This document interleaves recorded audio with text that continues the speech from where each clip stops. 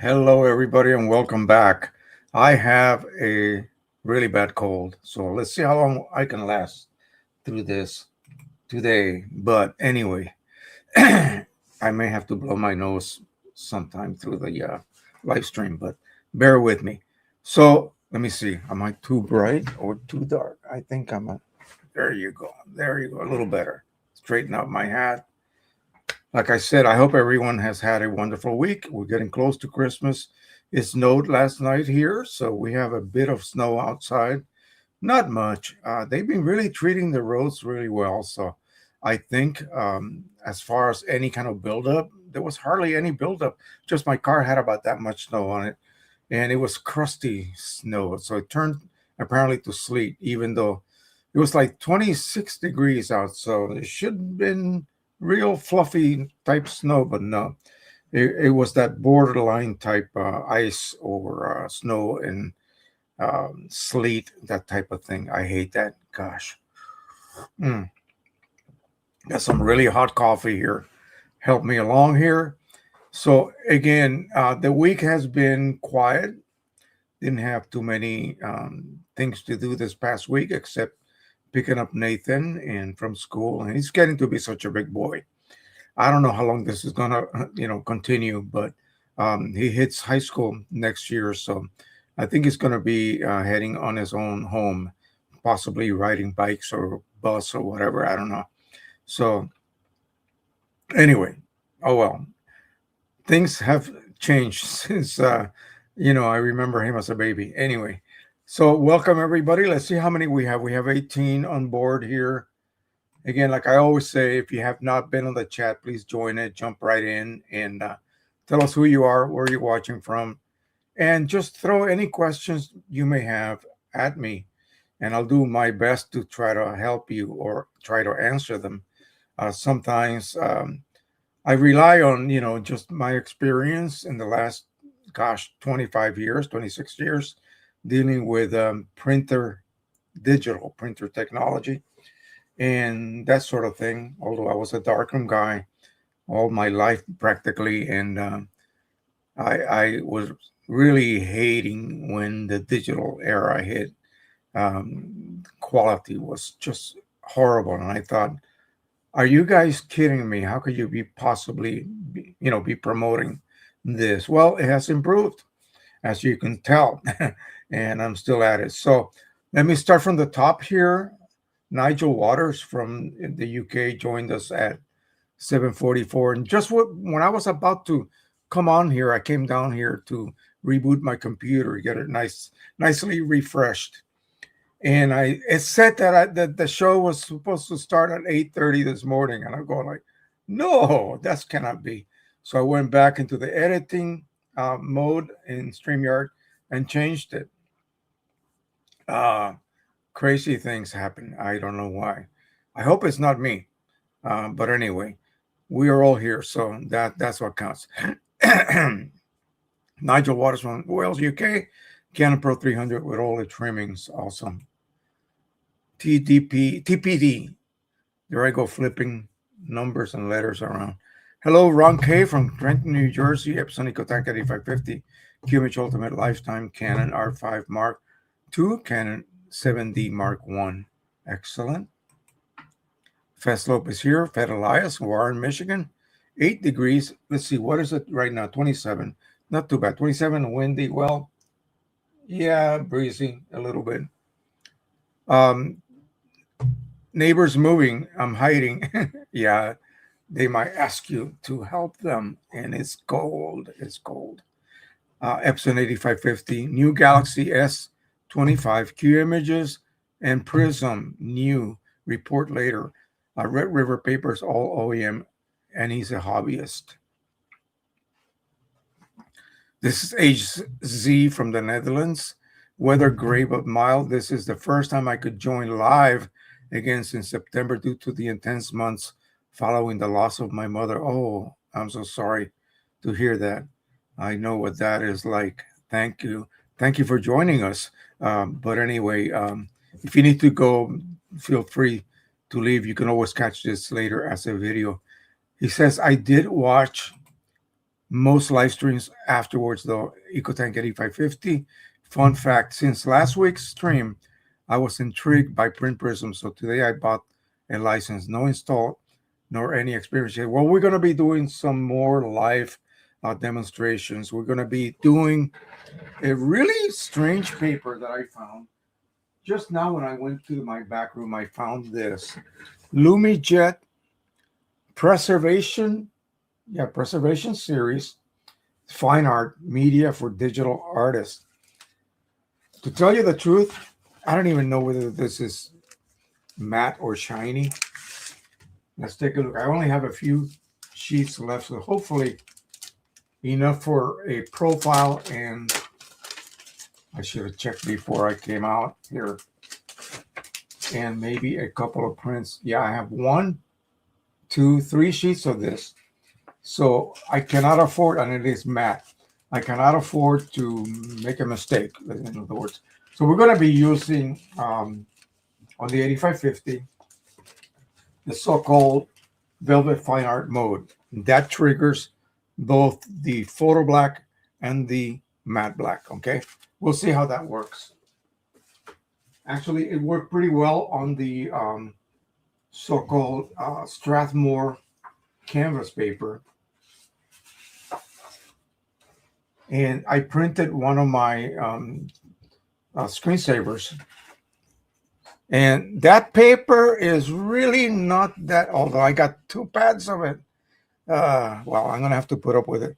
But it's really not that great for creating strong images. In other words, images with lots of color ranges, high gamut, deep blacks. Although the border looks pretty dark to me, so I'm not too dissatisfied. Maybe the image just needs a little bit of editing enhancement, if you will, just to bring it up a little bit. But we're going to do it on the so-called linen paper, the Strathmore linen paper. So the next time I try to do that.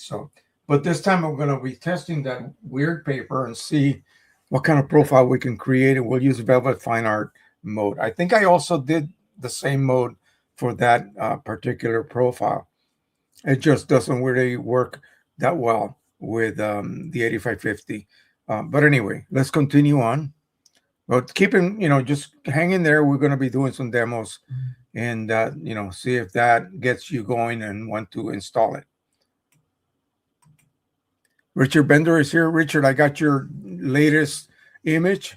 So we're going to print that also on the linen paper, and we'll see what that looks like. And you did it on Canson paper. All right. So that's the watercolor paper, I assume. Excellent. We'll do it. We'll do that on the linen paper and see if I get nice crisp blacks with it. But welcome. Henry Stoffel, Snowy, Medford, Massachusetts. Epson P800, OEM inks, and of course, QImage Ultimate. I remember, when I arrived at Fort Devens, and we were living on the economy for the first few months before they put us in Army housing internally inside the fort or the base. And I had beautiful maple tree and evergreen forest behind my house, and I had never in my life experienced such gorgeous fall weathers. In fact, the video that I call My Life, at the very end, you see my two daughters. This is before Belgium, before Nathan was born. I mean, Nathan, there I go, thinking about Nathan. Jeremy, before Jeremy was born. So they were dressed as little Halloween witches because apparently we moved there around October. So they're getting ready for trick or treat. And I took a picture of them, film. And boy, gorgeous. I had never experienced anything like that in my life.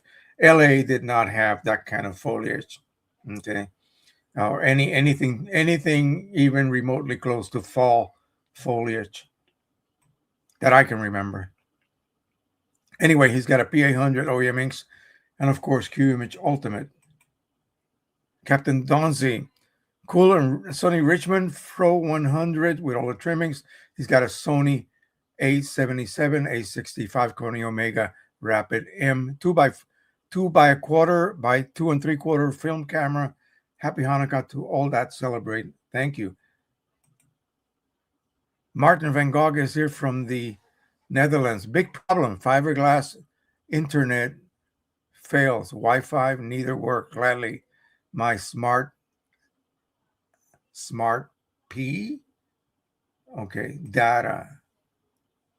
Okay, so you're here. So one way or another, you found a way to join us. Awesome. Thank you. Thank you for joining us. Photo Nikon 780, Edmonton, Alberta, Canada. We just saw a thing on the Alberta Badlands. It was on our one of those what are they called, dinosaur things. I forgot the scientific name for the scientists that do that. Yeah, don't even tell me. Don't even try. But anyway, it was awesome. So welcome. That seems to be a really amazing and gorgeous. Everything is stratified. So that's why there's so many fossils found there. Anyway, he's got a Pro 1000 Epson Ecotech 8550, brand new XP 15000S. I'm sorry, 5 years old. The old one broke. OEM inks, paper, QMH Ultimate, Print Prism, Photoshop, Lightroom, DxO, Photolab. You got everything. Paleontologist. It was a couple of paleontologists. Leah Lee, Canon Pro 1100 uses the newer ink delivery system with more precise pressure control. Huh. That is very interesting. I never heard anyone mention a newer ink delivery system.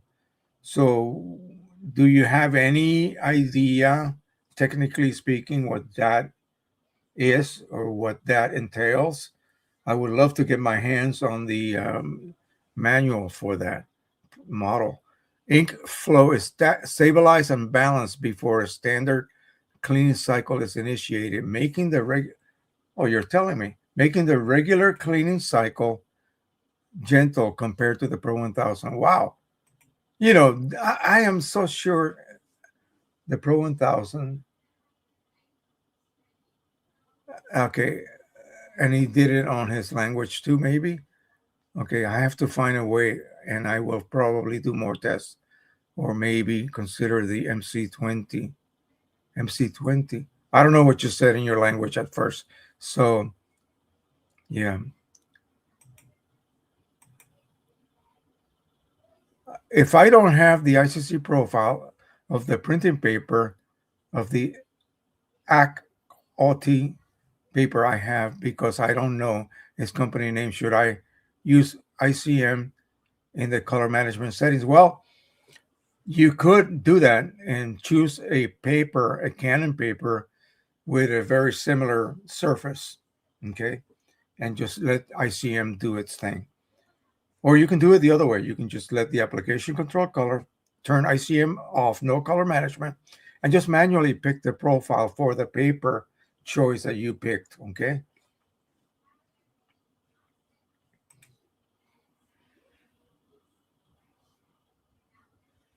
Oh, thank you. So, yeah, you're a fan of my comments. I don't really comment that much. Um, I let you guys pretty much, if you're talking about Facebook, I let you guys pretty much run the show and also in the comment section of the channel. But anyway, thank you. Can I use Precision Colors Pro 1000 on the Pro 310 as well? Well, I think the only difference might be the grays. Yes, technically there is a slight difference. Um, but the Pro 1000 has two grays. The Pro 300 or the 310 or the 10, I believe, had a dark gray, a gray, and a light gray. So I don't know which one specifically you would, excuse me, you would choose, because you have just photo gray and gray, photo gray, and I forgot now, photo gray and whatever in the Pro 1000. And then in the Pro 10, Pro 300 family, you have three grays. You have like a light gray, a middle gray, and a dark gray. So I don't know which one you would use.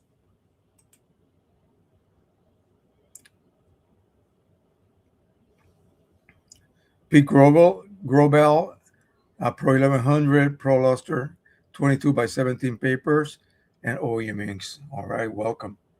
So let me just update you on what's been going on with YouTube. But let me since March, after 90 days massive cleaning cycle. Um, Pete, make sure you got the latest firmware, okay?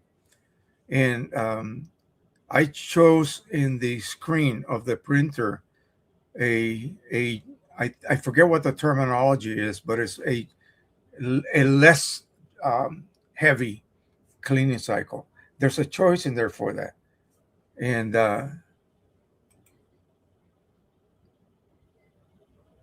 okay, all right. Well, I tell you the truth, I cannot remember whether I actually went through that so-called 90-day mega cleaning cycle or a recharge, basically is what it was. And I don't remember having to do that. Okay. So I don't know. Maybe I'm just blessed. Maybe I was blessed by the printer gods. I don't know. I never had that issue. I remember discussing that in one of the forums. Everyone was complaining about that, and I just like, hey, listen, I don't mean to be a dumbass, but I never really experienced that. So I really don't know what you guys are talking about.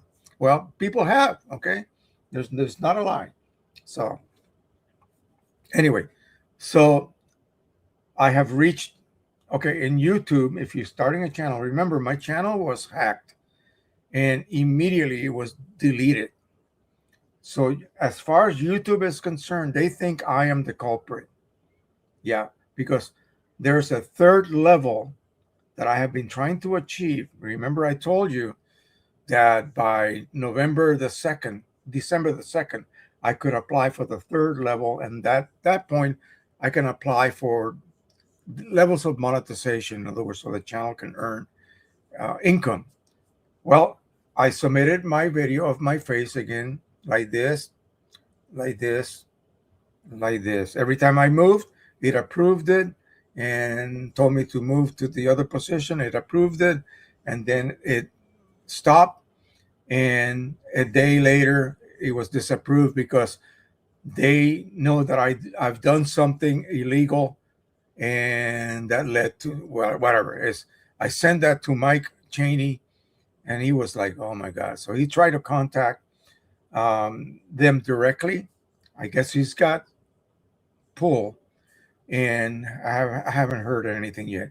So they have disapproved me for that last level, so I can get monetized. And now I gotta wait till I think February the 6th again. This time I'm gonna do my ID card, my driver's license, and see if that passes. I used that for just recently, and it worked for something else that I'm gonna discuss about.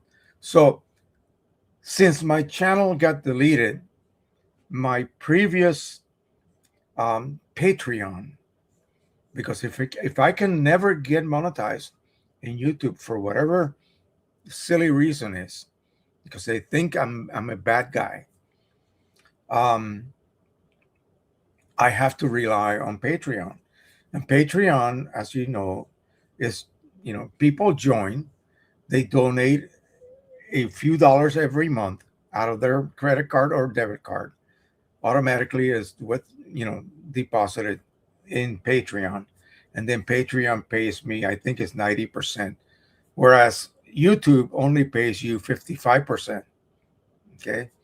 So in the long run, since all I need is just a few bucks every month to be able to buy paper, right now I'm searching through my stack of old papers that are maybe not even available today. You see what I mean? So anything new, for instance, like from Red River, and I don't expect Red River to give me free paper. I have to buy it. Okay. And so that requires money and I have to earn it. I cannot be using the household budget for this. And if I'm going to continue doing this, although I would do it just because I love to do it, but the reality is I need to earn money to buy supplies to be able to demonstrate how to use Print Prism, okay, on a specific paper, specific printer, whatever. I could be printing on the Pro 1000. I could be printing on the Pro 1. I could be printing on the the P800, and anything else that I have running with Photo Ink, and then scan it on the 8550 and produce a profile, which I can then provide for you guys for free in my Facebook group. See? So, there would always be a benefit to this. No, also, Patreon sort of relies on you uh, basically, what's the term? Rewarding the patrons, those who donate, with, say, early access to videos that you may be recording live, and then you make them available early, like a week early, to those who donate. And then after a week, they go on Facebook. So people may just say, "Well, I'll just wait a week." Okay. But the problem is, I would be telling people that I just did this, and you won't be able to see it for a whole week, and you may want to see it because it may be something cool. It may be something that will help you. And by help, I mean if I can save you from making a huge mistake, which I have lived through all of them, trust me. I have made mistakes where I almost quit this. And I thought, okay, no, this is going to cost me way too much. And I figured out, wait, this is back in the early days when everything was the wild, wild west. We didn't know what we were doing. And if I can save you a catastrophic expenditure, you might consider, helping out this channel in that manner, joining Patreon. I'm not going to post the link yet because I have to let Mike remove my previous link to the one that I used to have, where none of the videos that I posted are even there anymore because the channel is gone. So as you guys know, I'm uploading 2 videos a week by order, okay, on my backup, from my backup files that so lucky that I had with me. Otherwise, I wouldn't be here doing this anymore. So, you know, slowly but surely, the channel content will continue to grow, and I am going to then post those on Patreon. But here's the key: weekly, I'm going to be making one video that will appear only in Patreon for like a couple of weeks prior to being released to YouTube. I will put them on YouTube, but they will be unlisted. And I will then provide the link privately to patrons that have joined my Patreon. That's how it's going to work. And so if I can manage, I don't want anything more than, say, $50 a month. That is pittance compared to what some people are making. That's all I need, folks, to be able to continue doing this. Okay. Now, the multitude of videos that I will continue to upload, those will be live at the same time on the Patreon page as well as on YouTube page. But anything special, any little extras, any little like maybe a mini live stream, a chat with somebody, I may have a call with Matt McNamara, and I will record that call. It will be only on Patreon. Okay, so that's sort of like an incentive for people to join. That's what everybody does. It's not just me being, nasty or anything. No, that everybody does that. Okay, keep that in mind. If you watch any videos of people that are very popular, you will see at the end a list of all the patrons that have contributed on a monthly basis, and they get to see things. Like I watch an art restorer from Chicago. He does an interview with the owner of that piece of art that needs to be restored.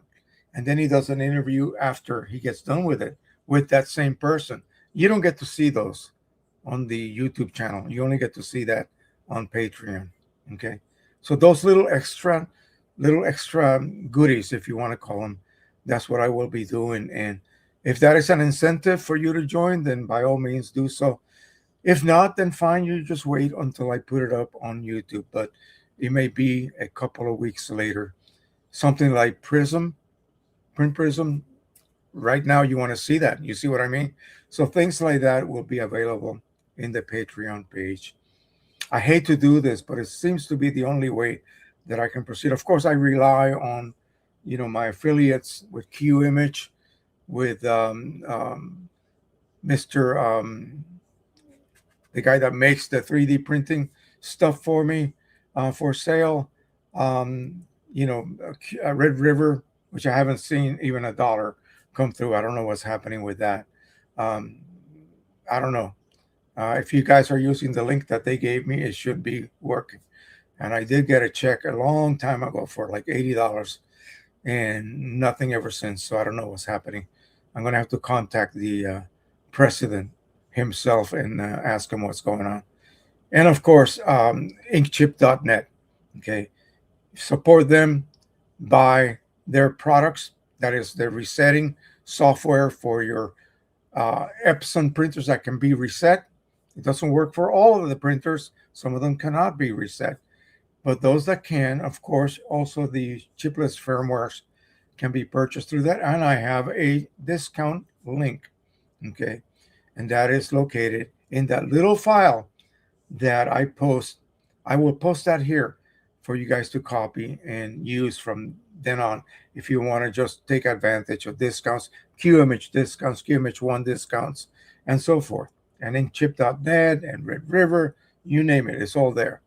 Rudy Halleman. Rudy is my friend who makes these amazing devices that you cannot live without. Please, make sure that you support him. Look at, I don't have it here, but I have a beautiful device that allows you to clean your printheads, Canon printheads. Yeah, check it out. All the links are there. I will post that a little bit later here. But let's begin. Let's stop this baloney. Let's go ahead and begin. We'll see who else joined us during this last several minutes. Well, actually, more than that.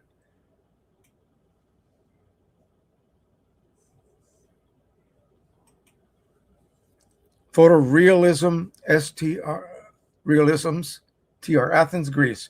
Epson P, Epson 70, 7880, 9800. Gigantic printers. Excuse me, recently L8180. So that is like, oh man, that is like an EcoTank printer, but overseas, that's what you get, the L series. Doing profiles with it will Print Prism at the moment. First impressions, really good. That's good. Mike wants to hear that. Mike Lee wants to hear that. Go into the forum and voice your satisfaction there. He's going to continue adding like scanners that can be used. Okay, he has to be able to. It's really tricky. I will explain as best I can when I begin to do a profile behind me here. The scanner becomes a pseudo spectrophotometer, which means that he has to figure out what does the scanner do to the original values of that How many? 16,000 color patches. When the scanner scans that, how off or how on, in other words, spot on, is each one of those patches after it is scanned. You see what I mean? Wow. Okay, so that is a hell of a job to do. So then he has to create software that will behave like a spectrophotometer. So the scanner scans those 16,000 patches. I think that's how many there are. I don't know. Uh, it was thousands. Okay, you can see. Um, and then be able to tell how much of an error this way or that way the scanner produced when it was scanning that one individual patch. And then it has to then create a fix for that error. And that little bit of data times 16,000 is what creates the profile. It's genius. I can't believe he pulled that off. Okay. At first I thought, wow, I don't believe it. This cannot be. Okay, this cannot be. And I'm going to discuss that with Mike Lee because I don't think he's aware of what's going on at this point, although he's out of the printing business at this point. But I know that Matt McNamara is very interested in that as well. So anyway, we'll see. Stephen Polvoy, Toronto, Canada, 8550, 24-inch Z printer. That is a HP printer. Have thought about selling my HP printer and purchase either a 24-inch Canon Pro 2600 or Epson 7570. Anyone out there use either one? I only remember that model HP printer when there was these two dudes called the Photoshop guys or something like that on YouTube. One of them, there was a guy that was a biker, big, heavy dude. I think he used an Epson printer. And then there was the Canadian guy that used a Z 900 something. And he used to swear by it. But let me ask you this, Stephen, where do you get inks for that? Are you using refillable cartridges? I remember vaguely, of course, these guys were using OEM only, but I remember vaguely that printer and don't remember whether it was something that can be used with refillable cartridges. It was back when HP was in the photo printing business. Can you shed some light on that? I would love to hear that just for my own education. Um, Pete Grovell says, Can you please print a photo on the Pro 1000 using profiles 11,000? Yeah, I have two sheets of paper that I was going to previously do that on, and it's glossy too. So I will do that. I will print with the equivalent. Let me see what I can find on the 1100 profile list that matches a glossy paper on the Pro 1000 list, and we'll see what we get. We'll print both of them, okay? It'll be, I'm going to be doing, let's see, I got to find something that's going to be very colorful and strong and demanding. I want to make sure that it is demanding so we can kind of push it to the max, okay? Judy Ann. By the way, I saw my other Judy Ann, and she was very sick as well. I think she gave me this cold. But I'm sure you're fine. You're fine. So stay where you are. You're in the West Coast, right? So that's why you're saying good morning. Canon Pro 200, Nikon, Fuji film camera. Alrighty. Stephen Polvoy says, I only use OEM inks on my 70. Okay, so there you go. And you can still get those? Wow. Often inks just stop being made available just simply due to the fact that a company just discontinues a printer or something. Is that printer still on sale by HP? Can you still buy a photographic HP printer nowadays? I wonder. Okie doke. So let's go ahead and get a piece of this paper. Oh, no, no, no, no, no. Wait a second. Remember last week I showed you these old things from the past, from where I used to work, Inter-American Defense College, AFIP. So I found another goodie. So AFIP decided to publish something called AFIP People. So that's the Armed Forces Institute of Pathology.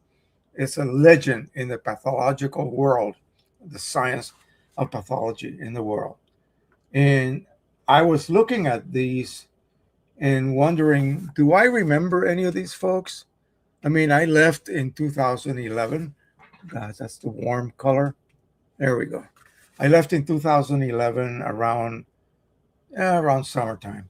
And by the way, that's when my daughter Judy told me that she was pregnant and I was to expect a grandchild.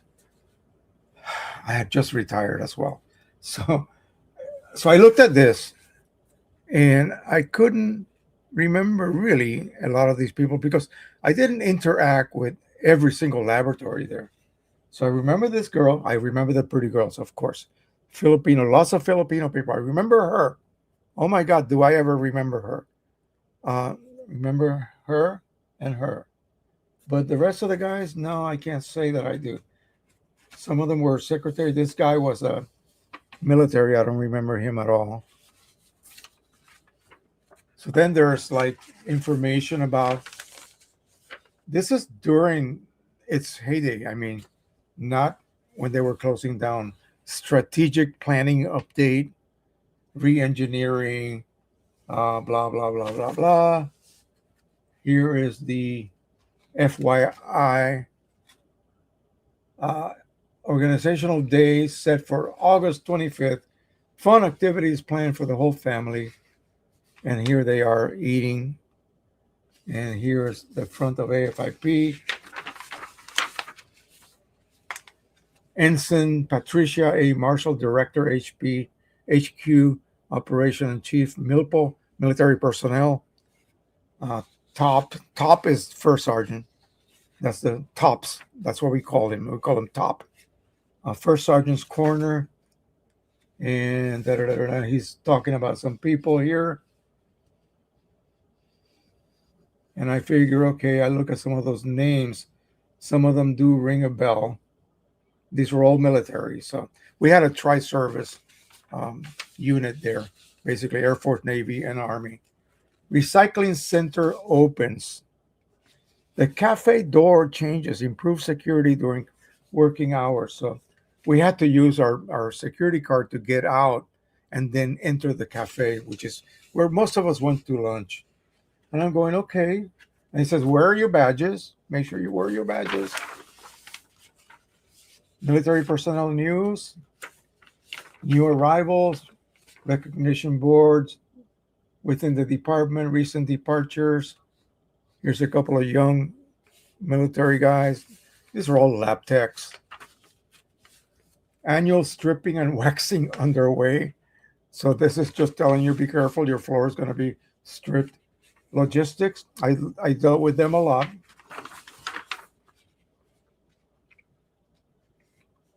AFIP people. And I remember them.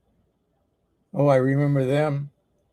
And as I'm looking through, who is that guy? That's me. And that is my friend, my best friend right there. His name was Brian, Navy Filipino guy. So I was in this publication. I'm part of AFIP people. Unbelievable. I would have been. Oh, I know those two right there too. So I must have been important. Who would have known? Sorry about that. But I got a huge kick out of that when I started to really take a close look at that, because otherwise I would have never read any of it. All right, let's get ready here to do something more interesting than what I just made you guys go through. So I am going to first begin with this paper And it says here, apparently LumiJet has lots of different papers. A gallery gloss, soft suede, flaxen weave. Wow. Um, it says it's a paper, but with side with tighter, more definite texture. The image side. Classic velour. It's a rougher side. Back side is smoother. So it tells you what to look for because apparently sometimes you might get confused. So museum parchment, well-defined texture, backside smoother. Premium tapestry X, bright white texture side. And premium charcoal, bright white rough side. Printer's setting, glossy paper or glossy film. Oh, okay. I thought it was going to be matte.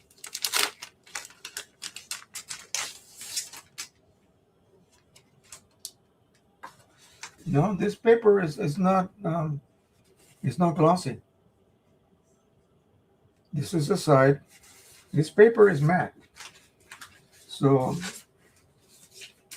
I don't know where they're getting.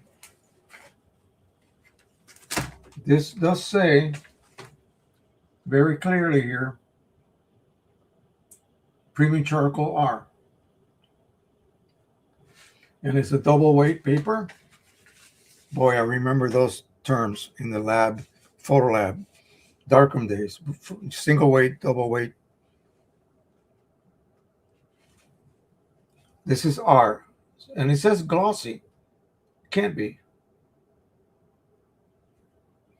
And for HP, not compatible. No, I think this is absolutely wrong because that is not glossy.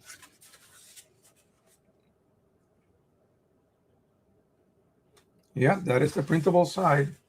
So we'll go ahead and we'll take the corners. They're a little bit curled inward. I don't want to have any kind of issues with the edges being struck.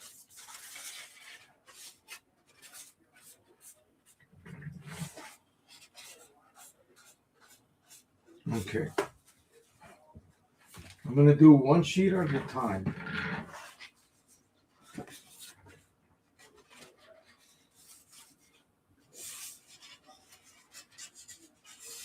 And again, I'm just wondering what the heck are they saying to use the glossy choice for?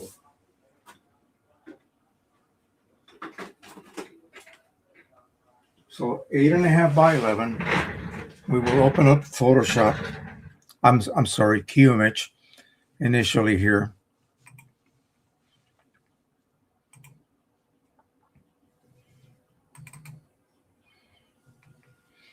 And has anyone, I haven't all week checked Print Prism. Has anyone checked Print Prism to make sure that it's still being used? It's still the 103 version? Because that was the last one that was uploaded. Okay, so I'm going to pop this over to my other monitor. And here is the file that we're going to print. Now, the way to do this, according to their instructions, is you can use original size or fit to page. Last time I used original size, and of course, that's the wrong size paper, of course. So 8550 and 8.5 by 11 because I was printing on that different paper earlier. So like that, and then just go ahead and print it. And this is we're going to use off.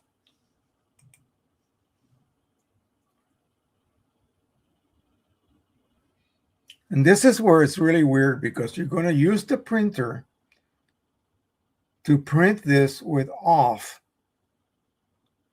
And then when you scan it, see, that's when you do this. Let me see. I'm going to go ahead and use, okay, I got velvet fine art paper off. Let's go ahead. Print it. It's going to use both inks. I'm pretty sure. I was a little confused there for a minute. So I think that is all we need to do. We got the 8550. We got velvet fine art paper, letter size, and off. That's critical. Oh, and check, make sure the driver is also off. And it should say no color adjustment. Good. So let's go ahead and send this to the printer. Then we're going to trim it, trim the white portions off so that it looks like this.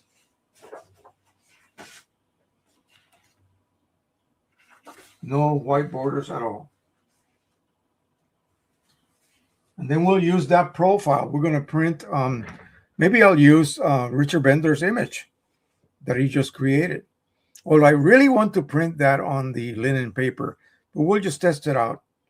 We'll see. Or we'll just print the standard image plus that other one that I used before. We'll see. Let's see how this comes out first. Let's make that profile first and then worry about what we're going to print with it.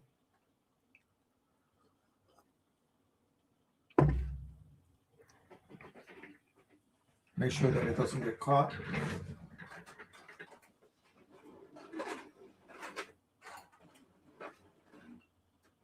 Good. So we will let that print. And we will have here, now I'm really wondering, does this paper still exist? LumiJet. Those textures sound amazing. They sound wonderful. I should really look into that. Yeah, we got 2 more left, so not much to work on or work with. So let me go ahead and set up,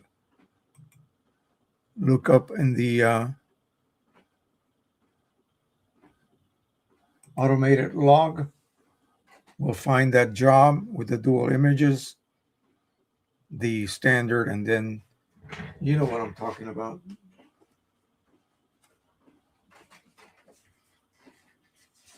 This one right here.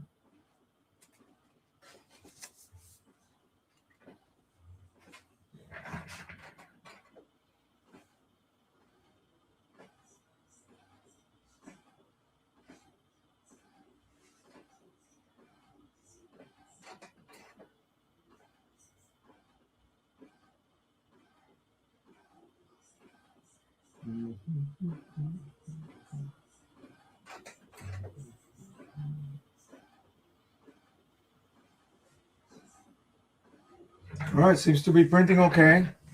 No weird noises or anything. You scroll down till we run into that one. That's one. I've done that several times, so.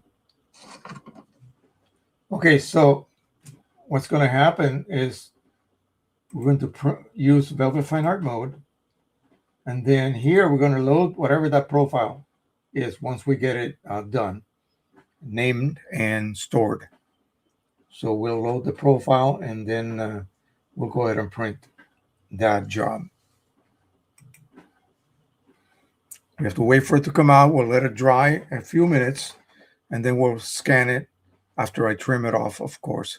And then we'll proceed to open up Print Prism. Let me see if there's even any kind of a update available here.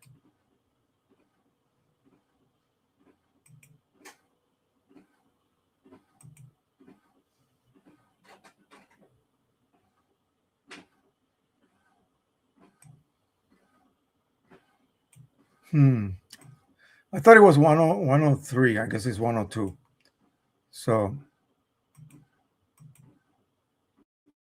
there's an online manual you can load and go to.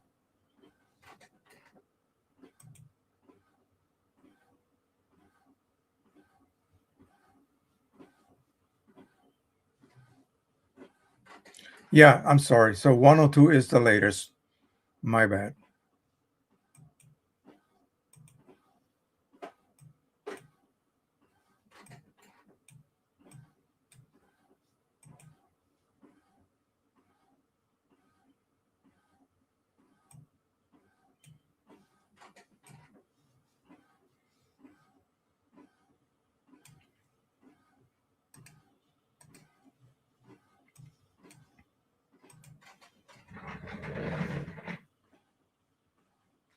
Printing all along, looking good. Yeah, that canvas paper from Strathmore, the surface is really not meant for inkjet printing. You can tell immediately. We're going to take a look at this dull looking bunch of patches compared to what's coming out of there now, and you'll see the difference night and day. Okay, so when you get this kind of result where that black is not even black, that means that paper the surface is not really conducive to inkjet printing. Even though it was printed using VFA mode, it's still not going to produce. Look at the level of intensity of the colors. Okay, so this is going to work out really well. I'm quite sure.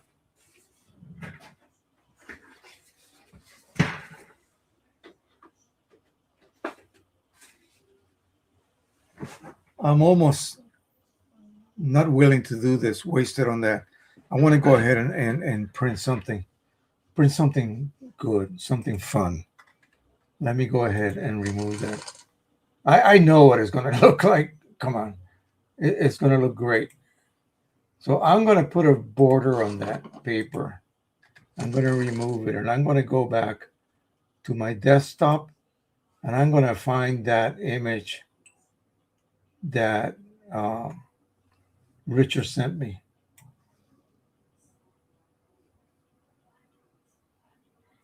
I hope it will fit perfectly. If not, we'll just go ahead and uncrop it. There we go. I'm sorry, you're not seeing this.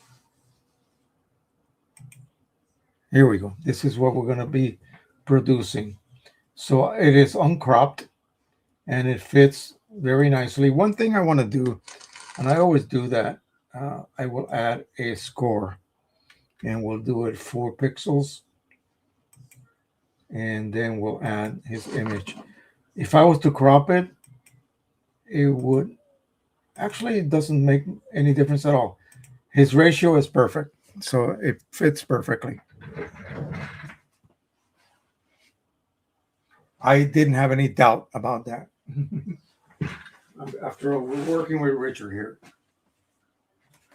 So let's go ahead and trim this off. We can come back, trim this off edge to edge.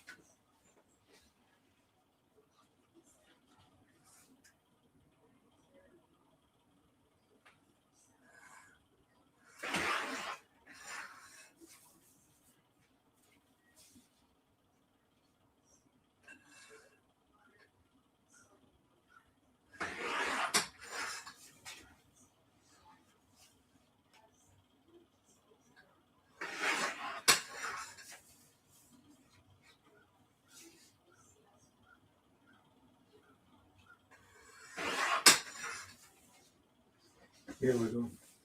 And Mike has incorporated little cut marks, but you know, as long as you cut inside that, as long as you have a black border, is all you need. And there's a reason for that, but it's not really super technical. You just don't want to get the scanner confused, okay, or the software confused. So let's go ahead and place this here, center it as best we can.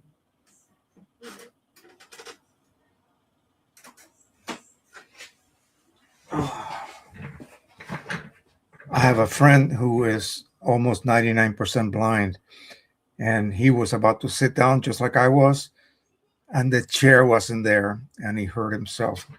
He fell right on his butt and hurt his the last couple of vertebrae on his spine, the coccyx. Yeah, I gotta be careful.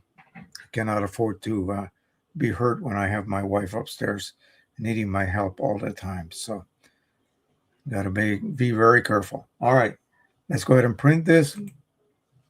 Actually, no, we're not going to do that. We're going to go ahead and create a profile by scanning that one.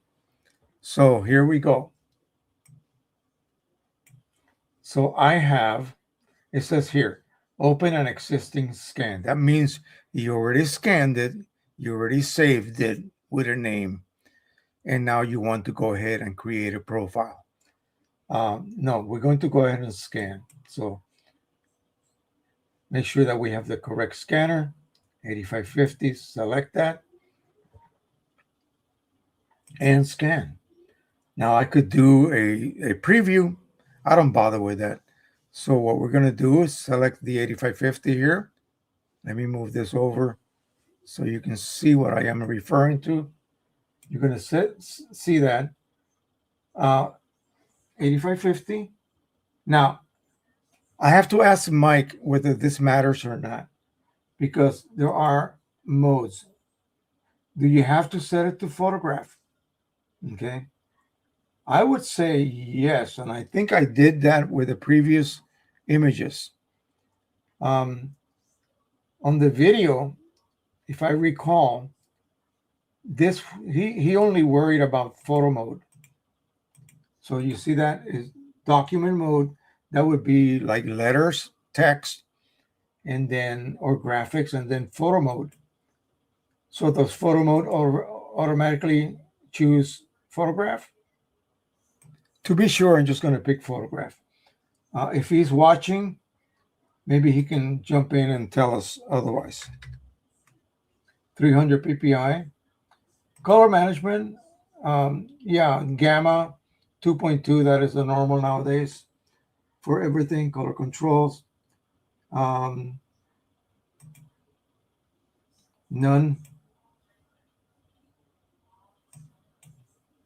and scan. So let's go over that again. EcoTank 8550. I'm just going to go ahead and pick photograph again. Photo mode, color, and then color management set to none. Oh, I see. Okay. Oh, I see. I got it. I got it. So you when you set color management to none, it automatically changes this setting right here. And Mike can explain that to us a little bit more if he comes on later on. Let me make sure again. Reflective,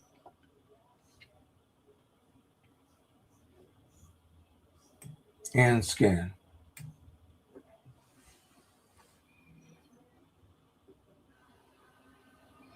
Oh, wait a minute. I'm going to cancel. I did not name it. So I made a mistake. It's going to create a profile using a different name from a previous attempt. So I'm going to cancel that.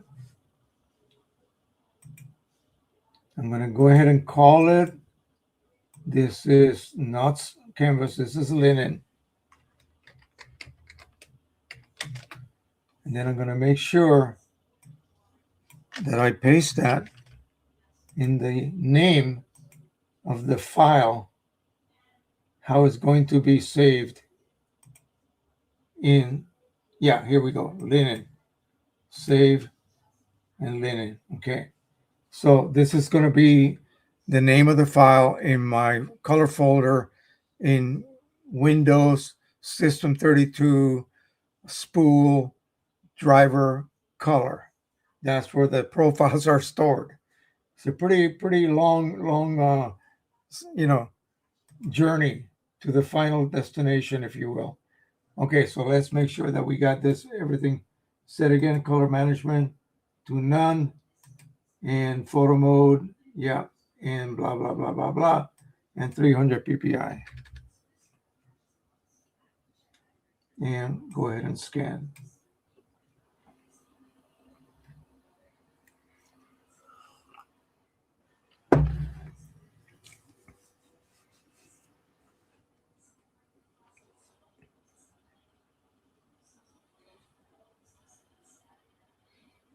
Gosh, coffee gets cold really quick.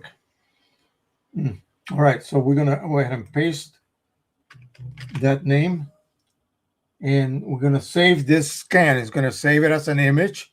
which then the software is going to go ahead and read and scan. Basically, the software will scan it again and save. All right, so now we're going to go ahead and try to locate. We're going to flip it so that the yellow colored ones are on top, right there, like this, like so. And we're going to try to find the center, and it just cannot. So fine, we're just going to go ahead and click here and bring this little indicator right there in that corner. And you have some little red marks that will help you do that. And then we'll scroll down, click on that little indicator, bring it right to that corner. That's like a locator right there. Boom. And then we'll scan over to the right, pan over to the right, and get that, and boom, right over that corner. And the same thing on the top. Click, and boom. And now it's going to locate the centers of each one of those little squares. Boom. And we can just scan across and see how accurate the little white squares are placed. They all seem to be perfectly located on the center of each one of those little boxes, all the way down to the bottom. If you go to the left, yeah, everything is centered. If something was not centered, then you would have to redo that lining up procedure here. And that is it. Now we're going to create that profile. So let's go ahead and double check. Yeah, everything is nicely centered, and create the profile. And then we'll let it will load into the correct folder inside Windows, deep inside Windows. And then we'll go ahead and print something. We'll print that image from Richard.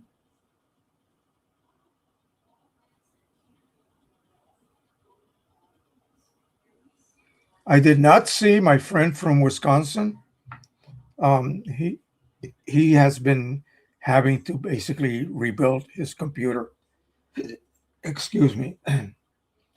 And he is going to be visiting me next May. So he and his traveler friend, they're going to be making a trip to this area and visit good old Joe. And that should be a lot of fun. Okay, so we are done here.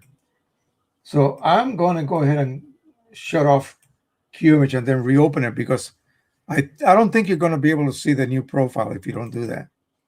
So let's just go ahead and go through the motions of reopening it. I'll reload the job.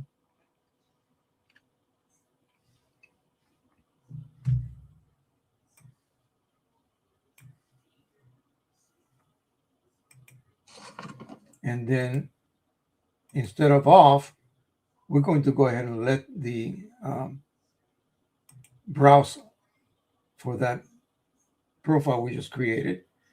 And to find it, we'll just go ahead and click on the date here, and we'll scroll to the very top.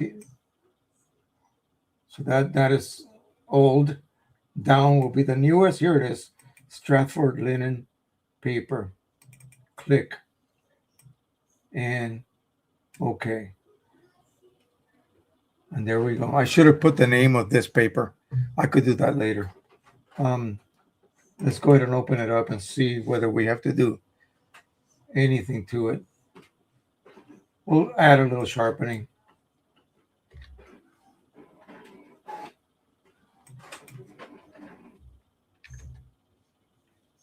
$150. Let's try 225. We'll really sharpen it really well, because this is matte paper after all. Let's add. Okay, that really helps. Boom. And done. Okay. And this should be ready to be printed. So it's going to reload it with the new adjustments. Here we go. Linen paper.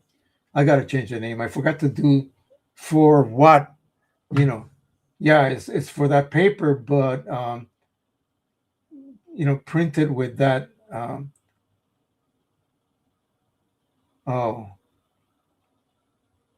yeah, I should have changed the name. I made a mistake there. So we'll do that a little bit later. I can do that inside Print Prism, I believe. So let's go ahead and print this baby.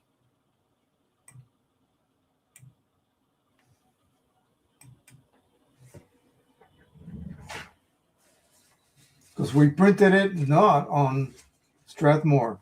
We printed it on that weird paper. Presentation. What is it called? Presentation series.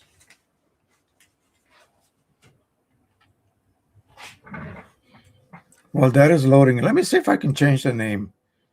I have to wait for it to load because I cannot do that during the loading process.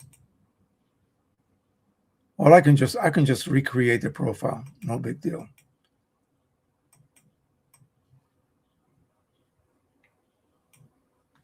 Okay, this is called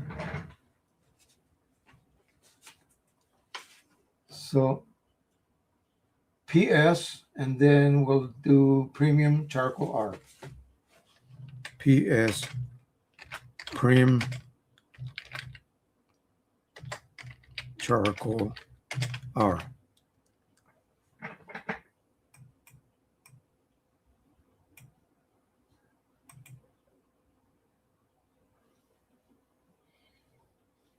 Okay.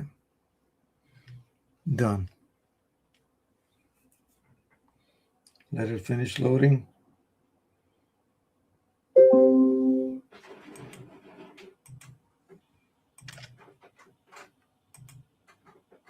Well, that is printing. I'm going to go ahead and redo the Print Prism profile.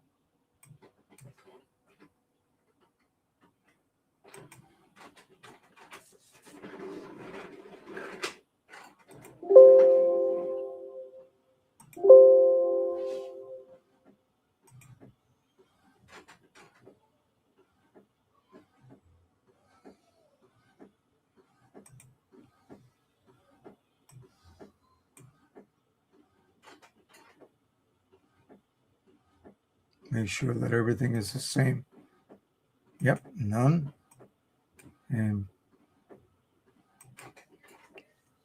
we'll go ahead and change the name.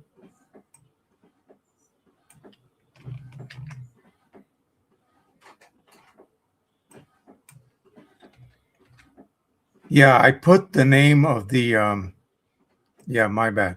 I put the name of the settings that I was printing through as the actual name of the printer, the printing paper. My bad.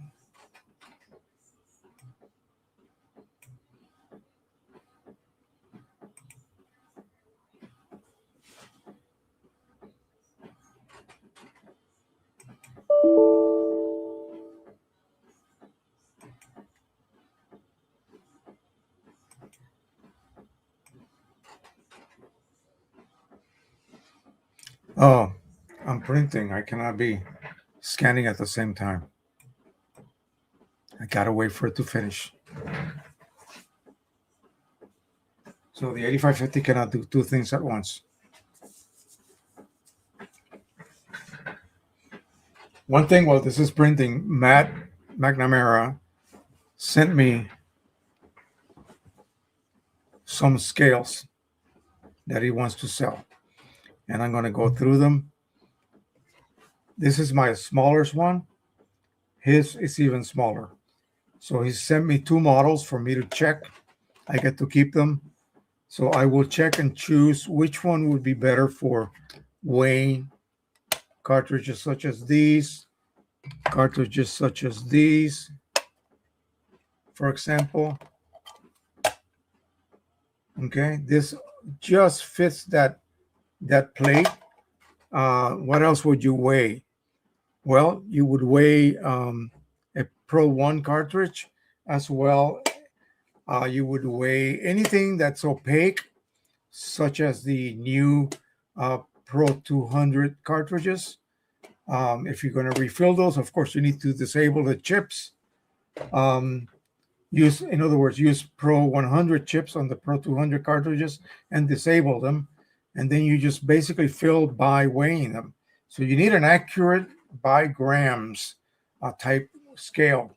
So I'm going to test both of them, see which one is the more capable one, the better buy, if you will, the better deal. And he's going to go ahead and then order enough to have in stock. So he will go by whatever I suggest to be the best scale possible. You need a scale. If you're refilling, you really need a scale, okay? Don't try to do it by eye. Don't try to do it by guessing. Don't try to do it just because, oh, I see the sponge is getting wet. How do you know there's not a pocket of air taking up room inside? You can't see that. The sponge is getting wet. You think it's full. No, it's not. If you weigh it, you would immediately see that it is not full, that there is some air caught in there. And that's what happens. But that's looking quite lovely, actually.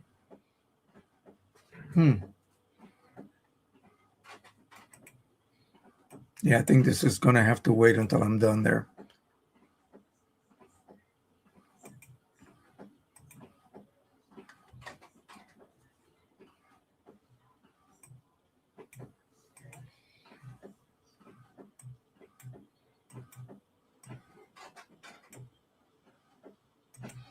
I'm going to do one with the canvas just to show you guys the difference.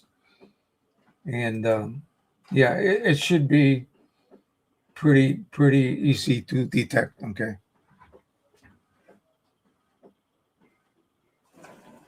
Let me load one of those. We'll do both. The same image, two different papers.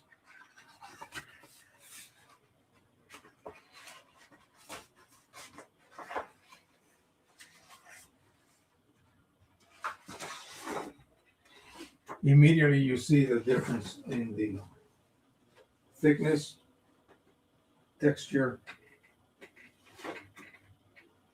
The texture on the canvas paper actually looks a little bit better.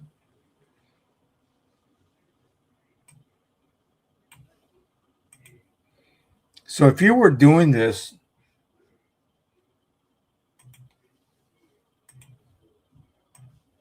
we did this on that fancy paper.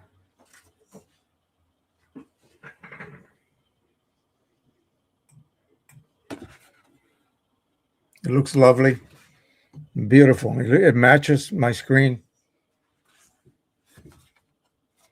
Let me make sure.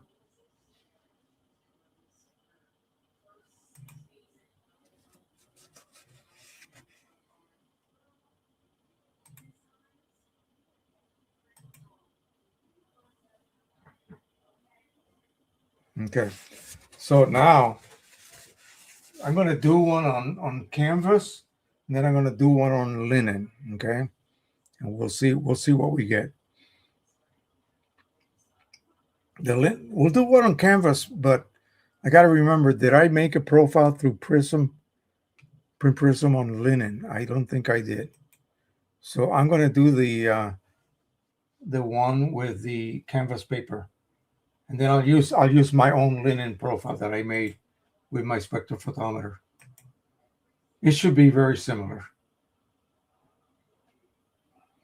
I just want you guys to see the difference between that so-called canvas paper and the linen, and which one is more suitable for printing on inkjet printers such as the 8550.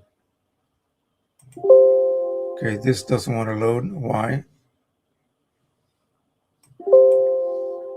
Something is open and I cannot tell what it is. Let me close down.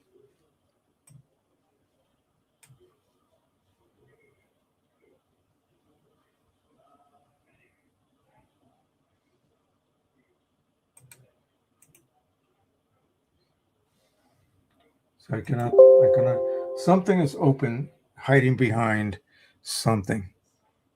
Gosh. It's stuck.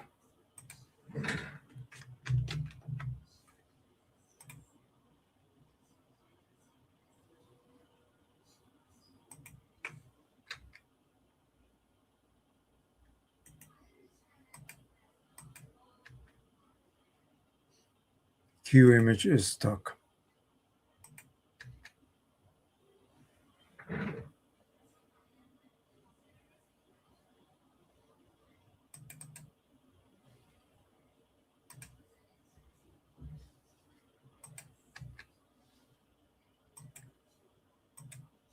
I'm stuck.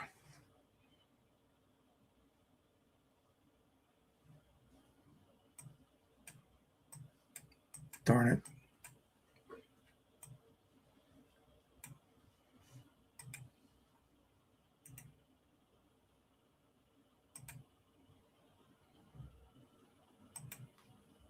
I'm in my task manager trying to shut off Q image, and it doesn't seem to want to allow me to do it. This is not good. I don't want to have to reboot my computer just to fix this. Silly. Yep, I'm stuck. Damn.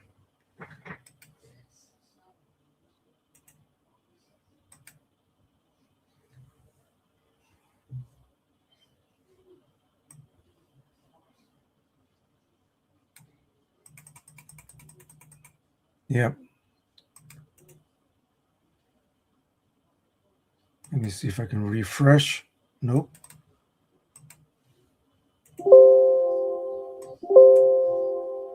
Yeah, my anything on my second monitor is causing. And now I try to end the task. Nothing. Oh boy. Don't you just love when that happens?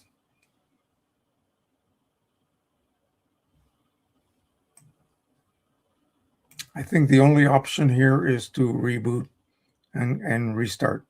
The live don't leave. Don't leave the live stream. Um, I'll be back in a couple of minutes, okay?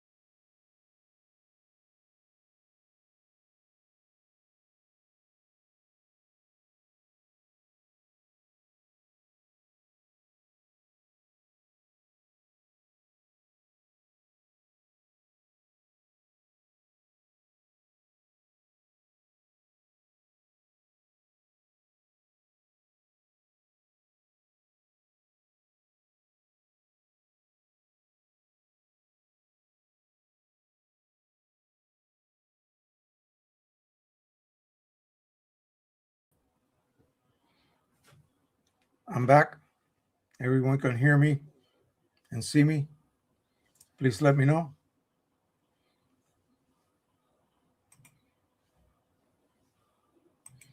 Let me open up Q image again.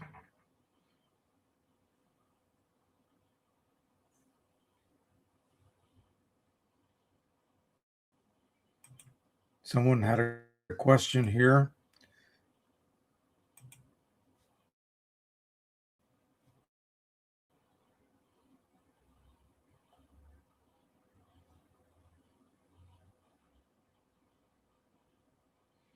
What does that mean? At the bottom of your profile scan, that said warning, 177 patches marked with X are minimum maximum brightness. So that is something that Mike brought up during the initial video that he had for us. And basically, it just means that it's beyond some sort of a limit. And it means nothing really because we're dealing with 16,000 patches. So that is nothing, he said. The first time that I did this, I had about 5 of them. I did that on glossy paper. It just means that particular paper could not print those patches correctly, but you have so many others that it really makes no difference. Okay, so everybody's here. Good. Let's go ahead and share the screen again. I don't know what happened. And here we are. Okay, so let me go ahead. What were we doing? We're going to print on linen paper, not linen, but canvas paper. So for that, we need to use fine art. We're doing 9 by 12. So let's go ahead and change that to user defined 9 by 12.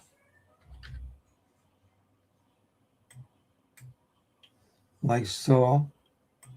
We'll print with a 1/2-inch border and we'll load that same image. Except this time, I'm going to use the profile that I made last week for it. So let me make sure that I can find it. Browse printer profiles. And I'm going to type in canvas.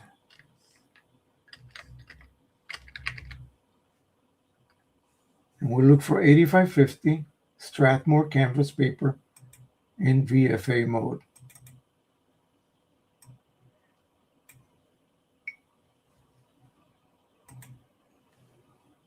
And don't worry about the driver. It is going to be set to no color management. So let that baby load.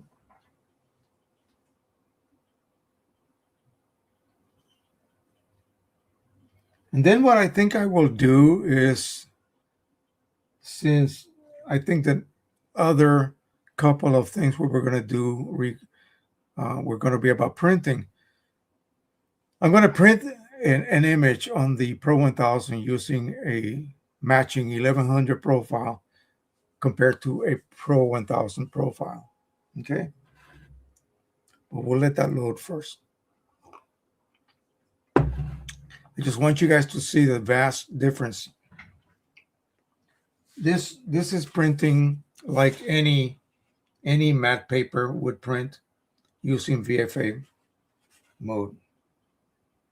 And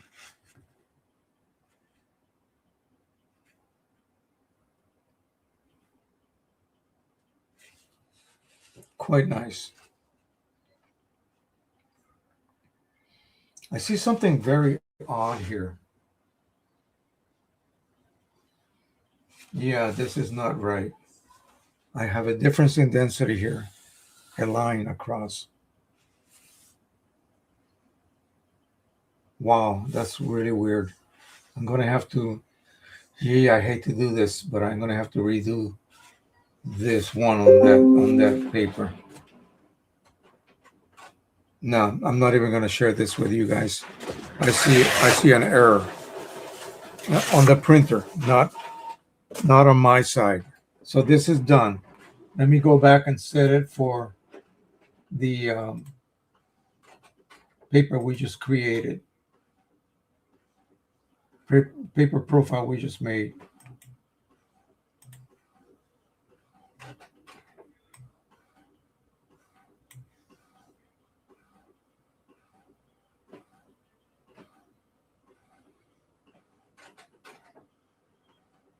Which I called linen.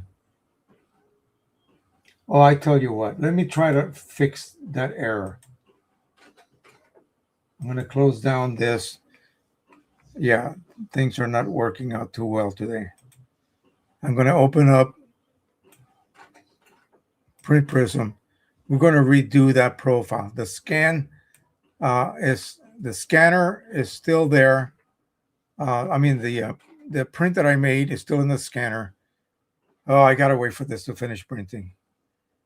There's no way around this. Hang on. Yeah.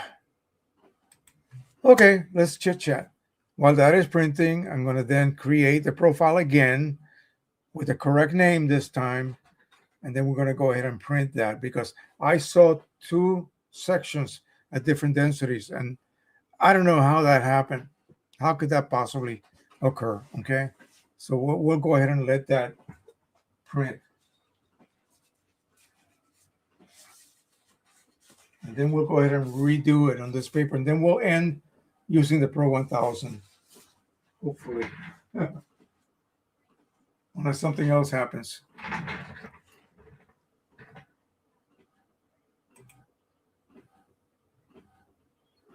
Yeah, he talked about that as he was beginning to do the setup of the four corners, the alignment. And in his case, I had one that aligned itself perfectly. But most of the time, because if you have it slightly cocked this way or that way, it's going to ask you to manually align the four corners. So, yeah, apparently it's not that critical. Now, I would assume if, thousands of them are, yeah, then you would have an issue. But even a couple hundred, it really makes not much of a difference. There's something called interpolation. It will actually, even if it's like two adjacent colors that are almost the same, in between there's a slight difference. So it interpolates all the time. It's going to create 16 million and a half possibilities, shades of values. Yeah, that's how many possible colors in an 8-bit image you could technically have. Of course, a printer may not be able to do that, but it's going to attempt to do that the best that it can.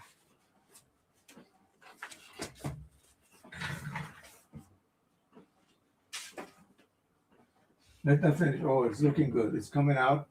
Wow. I am actually shocked from what I am seeing here on that paper, the canvas. If this comes out as good as I'm seeing it coming out, it might be actually a good thing. Now, would I spray this? I would use a good print spray. Not something not intended for, inkjet papers, but a varnish like Moab varnish or Hanamiel print spray, and that will enrich the colors. That will darken the blacks. But let's see what this looks like because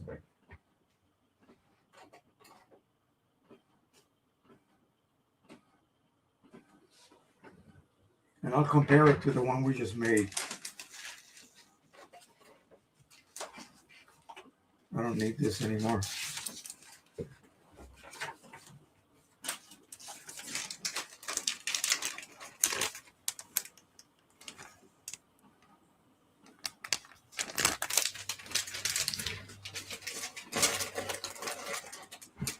Okay, doke.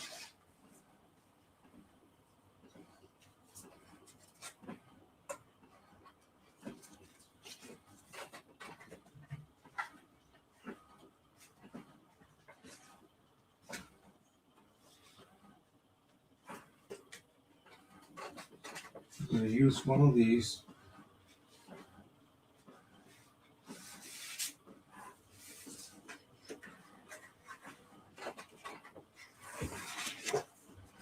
We'll try this again.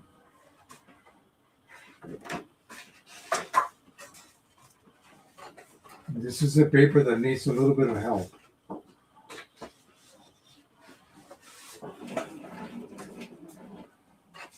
We'll do that afterwards. We're going to do all three papers. So this is the canvas. It has some surface, looks a little shiny. which means that that double black use really did help a lot. Okay, so this is the charcoal R. This is 8.5 by 11. So we got to make very sure we do this correctly.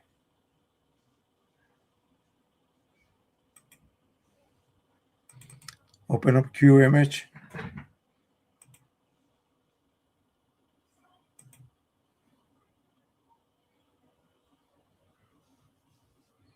Metallic gloss will work beautifully on the 8550, most definitely. Okay, so here we're going to use VFA again, but we're going to use that profile we just made, not the canvas. The one for that, oh, sorry, I need to change the name of that profile yet. Okay. Jeepers. So we have Print Prism open.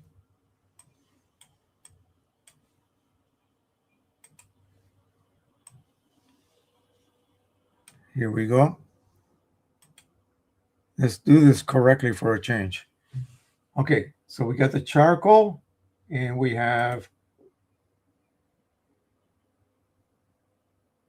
in the final also charcoal, save, and now scan. So we're just going to scan it. It's not going to scan over it because, you know, it's got a different name. I'm going to have to manually delete that one with the wrong name. So make sure that this is on correct. So boom, boom, boom, boom, boom. Color management should be off or none. And scan.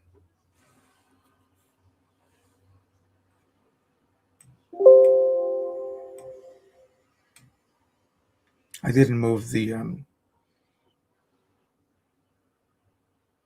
scanner information over. So once that is done, it'll be saved. Okay, there we go. We'll give it a name. We'll call it EcoTank 8550. And I abbreviated it. Presentation Series, PS, and Charcoal R. Premium Charcoal R.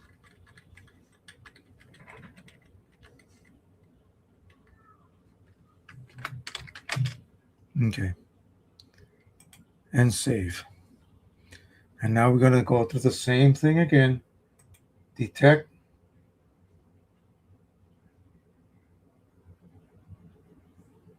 And this time it sort of did it. I think it did. Oh, I see. Hang on a second. I got to rotate it. Otherwise, we're going to get very strange. Okay, so like that. So we will do that again.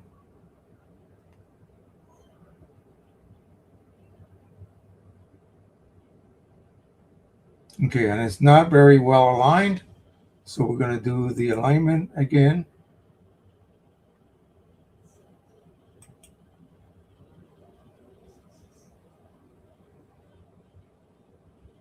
That little bit of help right there seems to have done its job.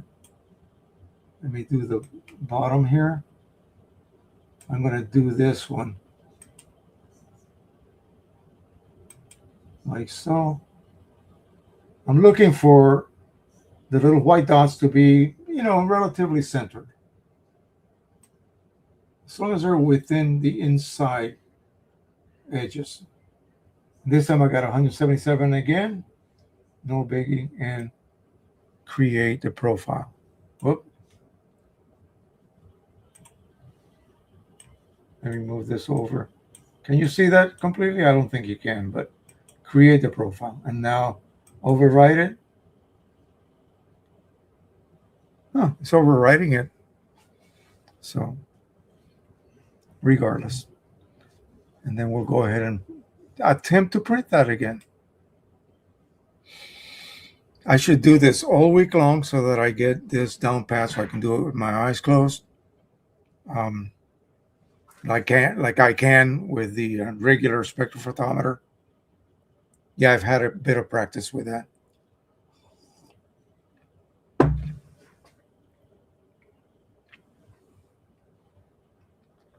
Almost done. But you got to admit, this is actually quite brilliant that he's able to use a scanner. And then the software analyzes the differences between the original values and what the scanner was able to scan. And that's how it then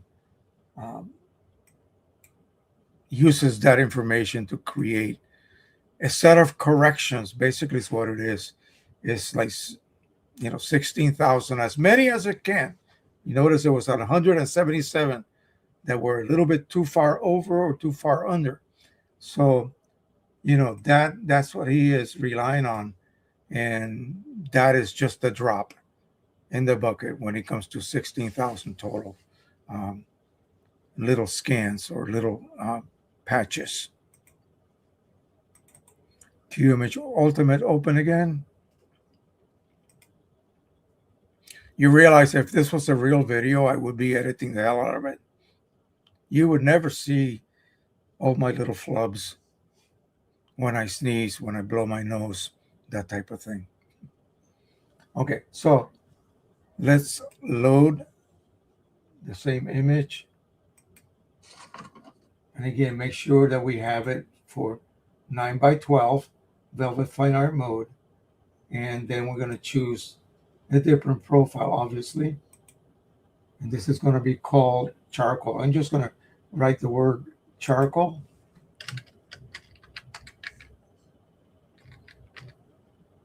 And this is the only one that pops up. So that's the one we pick. Relative colorimetric default, black point compensation default. And let's see what this now produces. Now on the Pro 1000, I have a piece of, I think it's 9.5 by 13, because I just took a sheet of 13 by 19 and cut it right in half. So we're going to print something else. We'll see. There's a couple of ghost things that Richard also created. Maybe we'll print one of those. But I'm going to go ahead and enrich the colors a little bit just to push it a little bit beyond the edge, if you will. Not quite, but just a little bit more oomph to it, if you will.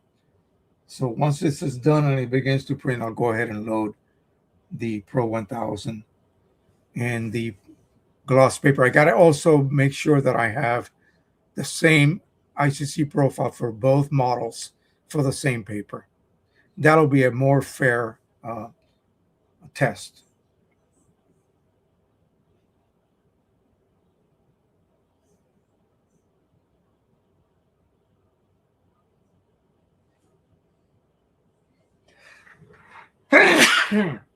Oh, I can't believe this is first time I actually sneeze. Yesterday I was miserable. I just lay down all day long. Okie doke. So now that that is done, I'm going to go ahead and remove this. Maybe we'll load this one here. Oh, that looks good. Look at that. Great image. I'm going to increase saturation maybe by 30. Yeah, why not, right? And 2 by 150. Let's see what that does. Very good. That's good. That'll bring it up a notch, if you will, as far as color intensity and so on. So we have to change the size now. So we're going to choose the Pro 1000. It's going to change the size. I already had it for 8.5 by something. So it's too small, of course. We're going to change the size to, I think I already have it here, possibly. Nope. Okay.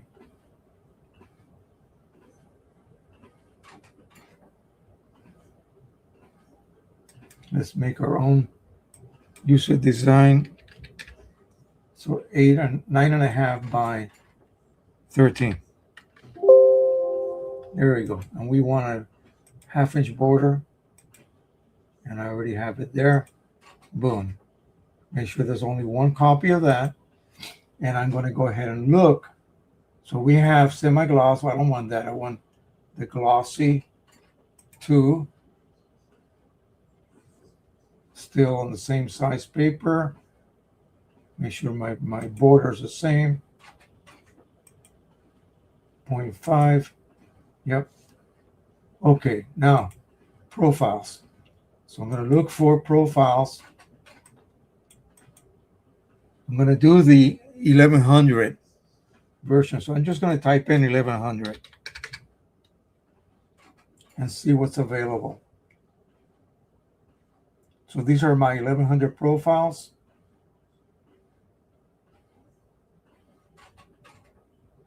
Here's plus glossy 2. Yeah, it's there. Great. So we'll do that one.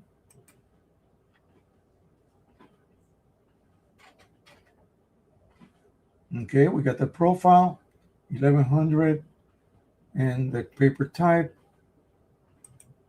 We are ready to go. Matching none. Great.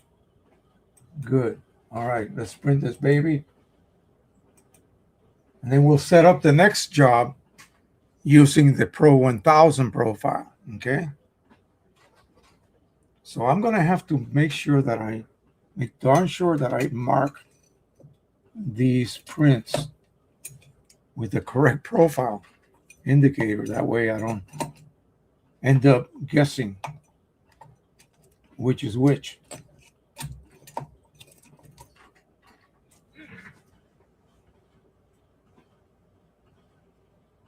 I set up the wrong size for that. Don't worry about it. I already saw why. But we'll look at the results. So going back to this.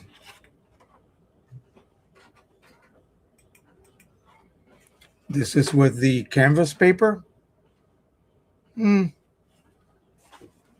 then what's coming out is with the linen paper.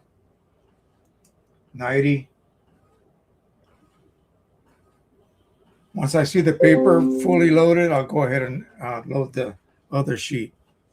Although I think I already did. Oh, no, it's not. So we'll let that load. Let me make sure that it is going to print. I'll show you guys what chipless looks like, or disabled chips looks like. Everything looks empty, okay? Don't let that scare you. That means those chips are disabled, okay?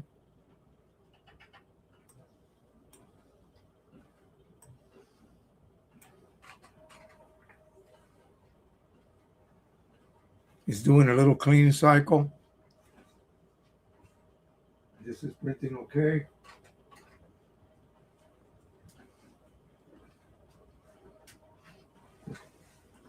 Let me make sure I got paper on there.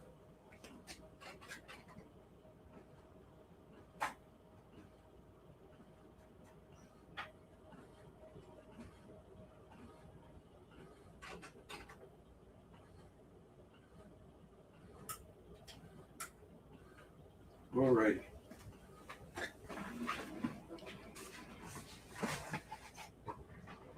It stopped. It was just basically doing a emptying of the perch pad.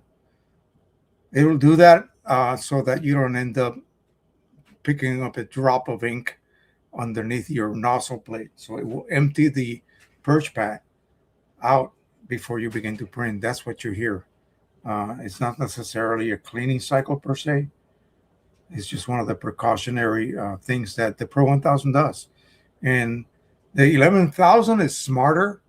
so it can probably detect things a lot easier, a lot more efficiently. So, you know, detect, do I really have to do this before I print this job for Joe or Mike? And so, yeah, it is an advantage if you look at it that way.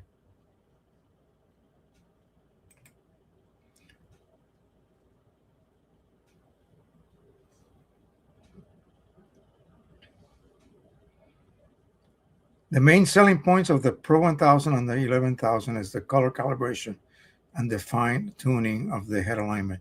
Are you talking about differences between the two printers, or both printers have that advantage over other makes?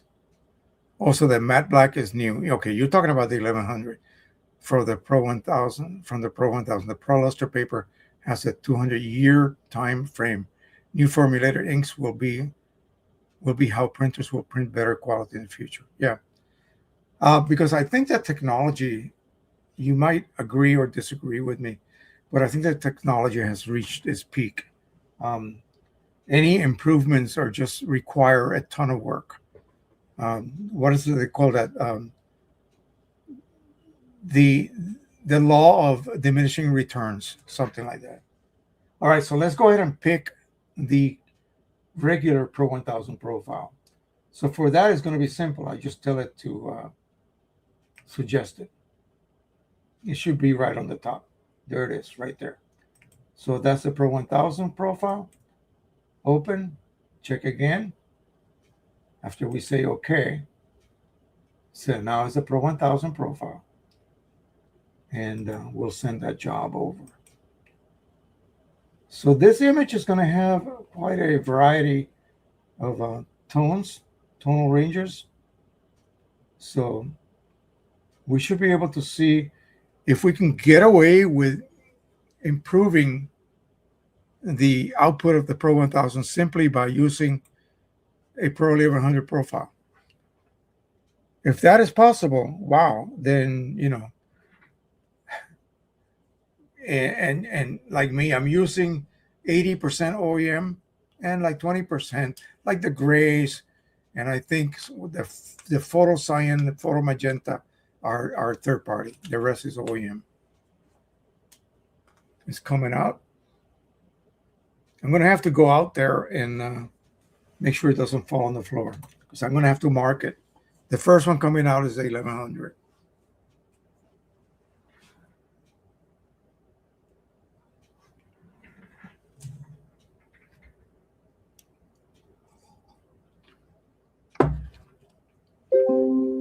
There we go.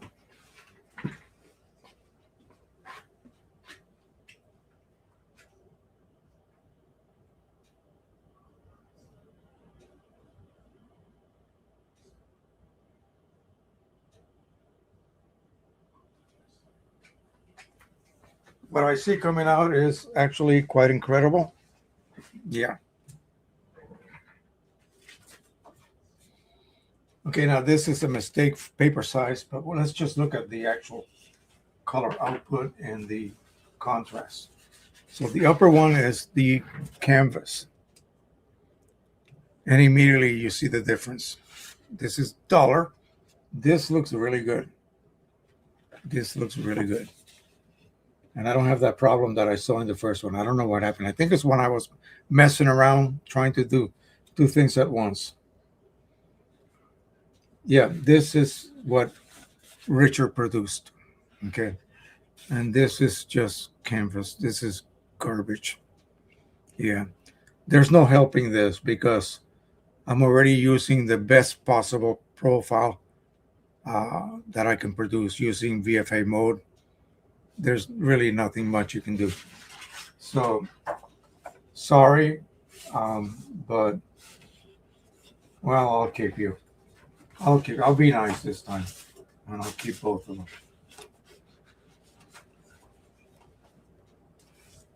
All right, that's almost done, and the next one should come out, and this should be really interesting. I know that Pete wanted to see this, so hopefully that will answer any kind of queries you may have had In order to get, if you don't own a Pro 1000, if you don't own a Pro 1100, download the profile, and you own a Pro 1000, download the, not the profile, stupid, download the driver and proceed to install it, but just don't. And don't delete it. Just wait until it tells you to plug in your printer, and then just go into the temporary folder that it creates. On Windows, it's easy. It'll be on the temp folder. And then you'll find the profiles there and just copy them over to that end color profile folder inside Windows. Okay, that is done.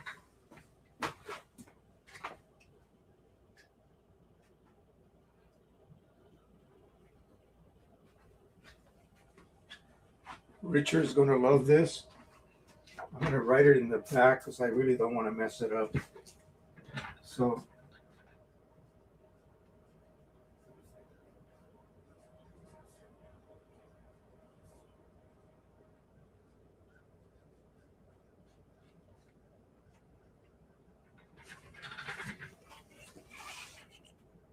okay.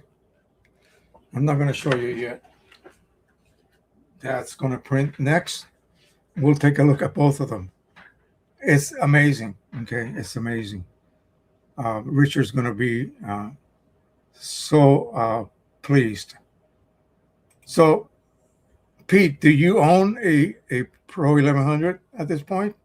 Or are you thinking about it? Let me know. If my Pro 1000 was to break down or something, I would get an 1100. I would have to come up with the money somehow and get one, because it's really the way to go. At this point, I don't have any need for anything larger than that. Okay, so he does have one. Okay. Do you still have a Pro 1000 or just the 1100?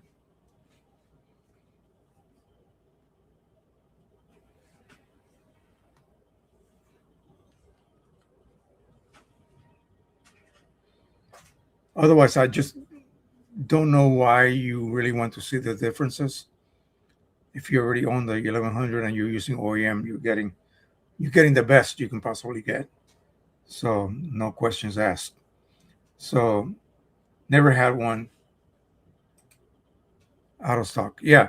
So again, it depends on the images. So if an image contains from 0 to 255, that's per channel, per RGB. That means 0 is just black and 255 is just the paper. And you get everything in between, then you hit the lottery, basically. Now, what the Pro 1000 may be calling 000 may not really be 000. It may be maybe 555. You see what I mean? So then the new ink, with its greater density or whatever claims they have for that new matte black ink, and I think it's just the matte black, is it? Or is it both the photo black and the matte black?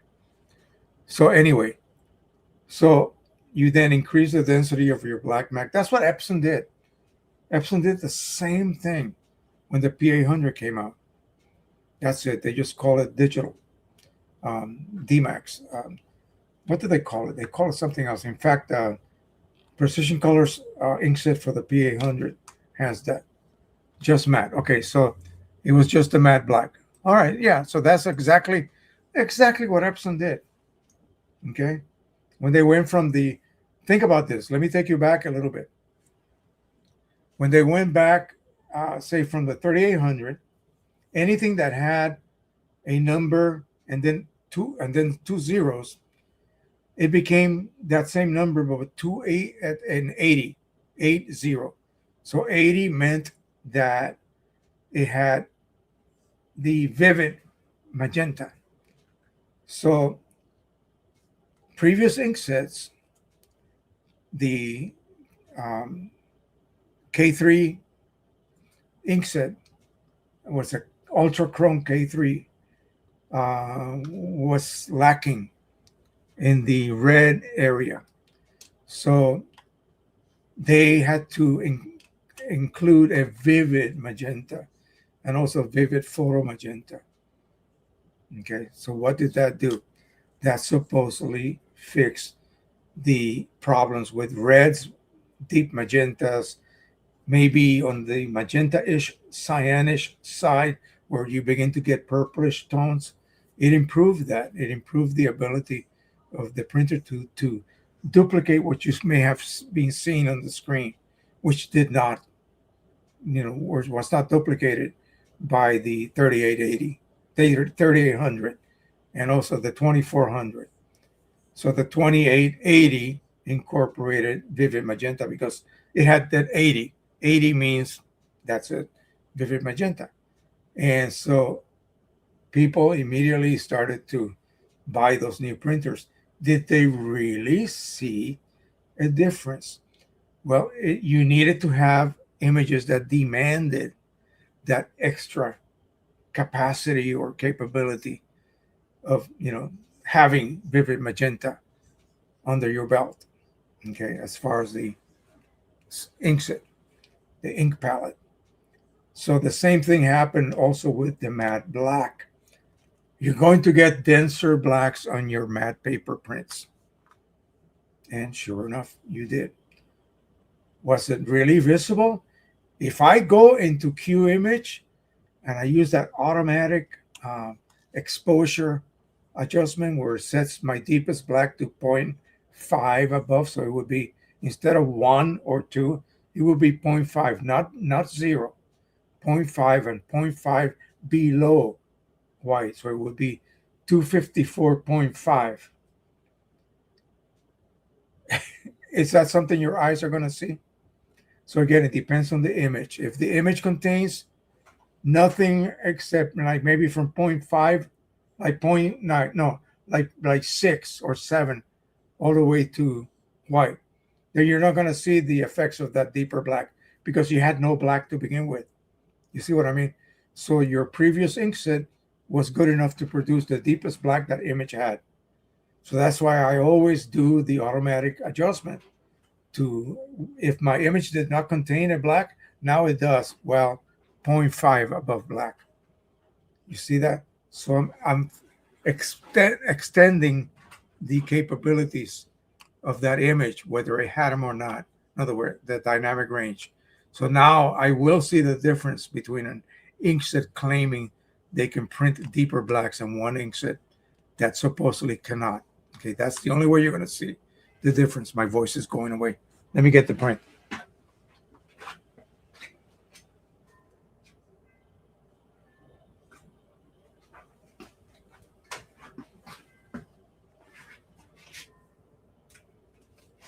Let me see how I wrote that, so I make sure I use the same Pro 1000.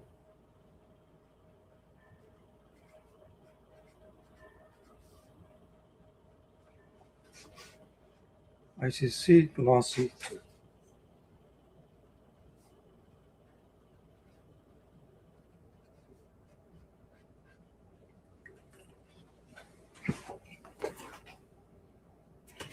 Okay. Which one you want to see first? The Pro 1000? Let's do that.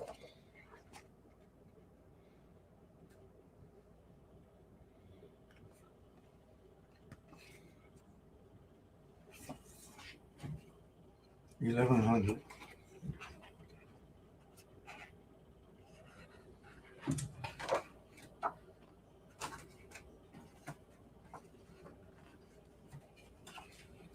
$1,100 on top, Pro 1000 on the bottom.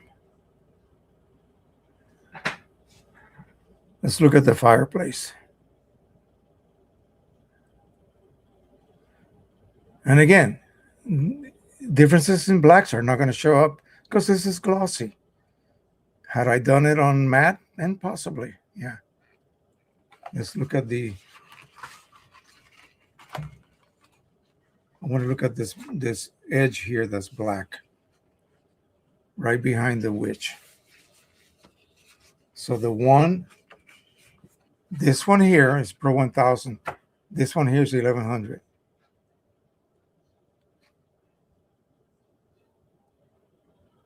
There are slight differences, yes, of course. Let's look at her outfit, her witch's dress. Okay, 1000, 1100.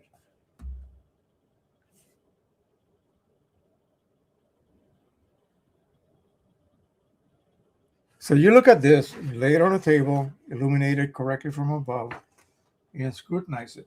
And you look at this and you say, which one do you prefer? Now, if I had done a standard image that I can then rely on because it shows me colors that should be certain values, then I can choose which one is better. So if I have a Pro 1000 and I have access to the 1100 profiles, hold on, I can then choose which one do I prefer to print with. So I'm looking at the painting in the background, which, by the way, is pretty gruesome looking.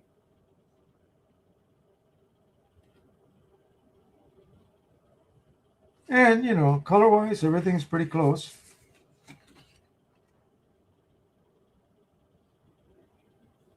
Again, the differences you might end up seeing are possibly when you are, say, printing on a matte paper. I just got a smudge on it right there. My bad.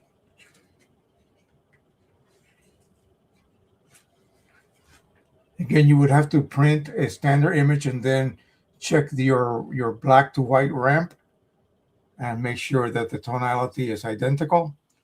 You would then check to see what the outer gamut color patches are. Do they differ? Is one print different than the other? I see here, maybe it's just my eyes, but there's a slight difference in color rendition. Which one is correct?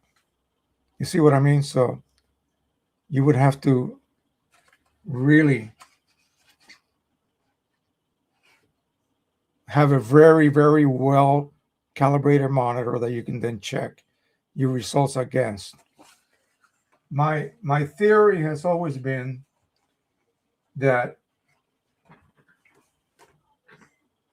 if your monitor is correctly calibrated, meaning it has been set so that anything that is 000, those pixels on that monitor, whatever you want to call those light emitting diodes, they're not activated. They are off. 000 means off. So the little square that's supposed to be black, it shouldn't even begin to light up. 1, yes. 2, a little bit lighter. 3, 4, 5, and white. Whatever. When you set your calibration for contrast, it's going to set your whitest point is going to be this particular intensity, but black should be off. Black should not have any intensity at all. Okay. That's why it's so critical to work in a semi-dark environment. Otherwise, if you work on a bright environment, that square that's supposed to be the diodes are off will look kind of gray to you because it's being illuminated by your overhead lights and it just doesn't look black anymore. It's like watching a movie at the theater. You turn the lights off before the feature movie gets, turned on. While you're watching the previews for upcoming movies, yeah, leave the theater lights on. It doesn't matter. But when the feature comes on, you turn the lights off. You can't read the newspaper in the dark. That's how you view movies, and that's how you should edit. Not that dark, but relatively dark, so that anything that is black right now, I can barely see back in my steps. That is almost black up there. So if I was to look at my screen, those little doohickeys, they are not even lit. They should not be lit. That's almost black. You see what I mean? If I was looking at the standard image, the 000 square should be black, should be off. Okay. So that tells me, okay, you have a correctly calibrated monitor for intensity for the light illumination. so that now I know I cannot make that black square blacker. It cannot be. It's already off. That's black. If one, you could almost discern a little bit of light coming out of those diodes and all the way up. That's a If you don't do that, then you're not going to have a matching result. So you calibrate your monitor, then each channel RGB is also linearly calibrated. So then a dark pink has the same tonal color, the same hue as a very, very light pink. It's not redder, it's not orangier. It's the same value pink. The same thing with red, green, blue, purple, yellow, whatever. Um, it's tricky. You have to maybe do it several times before you get it down to the point where you can print a standard image. The printer is printing correctly. If it is not, it's really your fault, my fault. The printer is printing correctly. You just set it, the driver correctly, and it will print that image correctly. And then you have to match your monitor to that image. You are assuming that the image you printed is correct. If you did it correctly, it will be correct. And then you match your monitor to that. That is your control. That print that emerge out of that printer is your control. That has to match that. What is your goal? To print something that matches your monitor. So you have to make your monitor match the standard image, not your own images, only the standard image, because you don't edit that. You edit your images because they're never correct. They are never the way you want them to be. That's why you edit everything you shoot. I do. I always change something. I used to work with a colonel, Army colonel, a pathologist, who in the days when digital technology became more acceptable, he had a Nikon D70 or D40. And I didn't have one of those yet. So he told me, shoot raw and never edit it. And I thought, what are you, nuts? Of course you got to edit, I edit in the color darkroom. Okay. Why wouldn't I edit a digital? Oh, because you just don't want to. I had 3 hairs left and I pulled them off. Yeah. So, yeah, you're going to edit.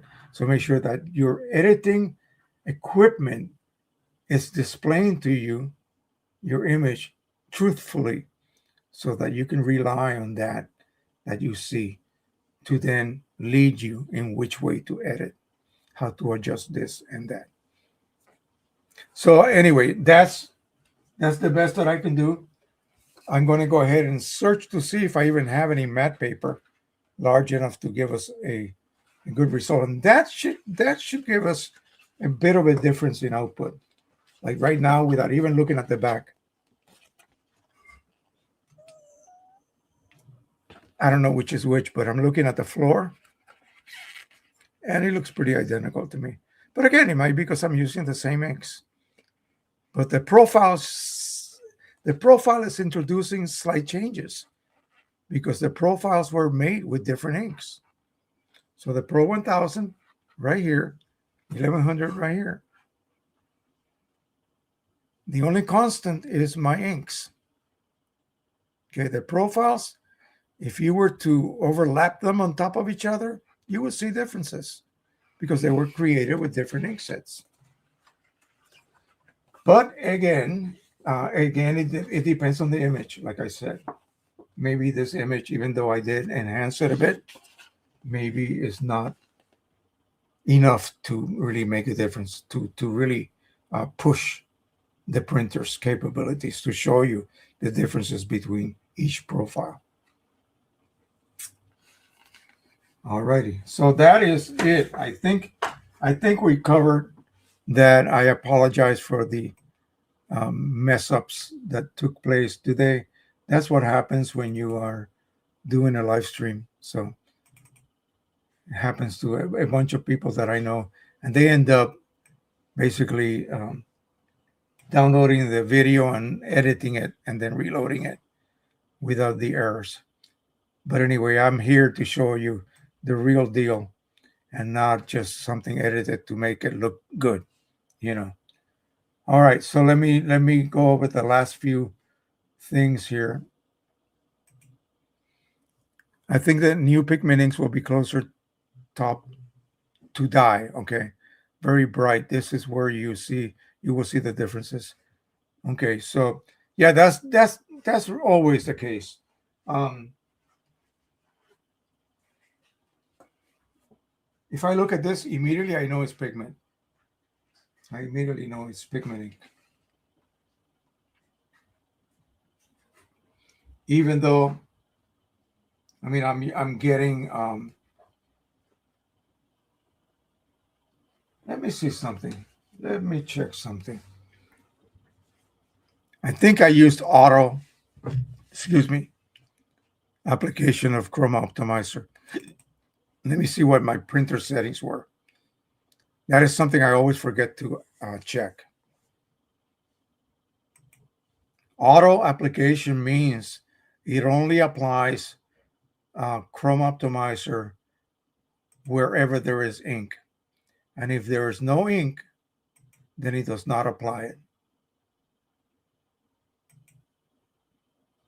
I keep forgetting, where do I look?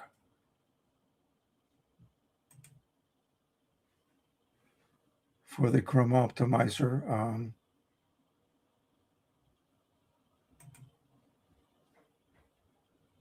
Custom paper site. Main. Advanced settings. Nope.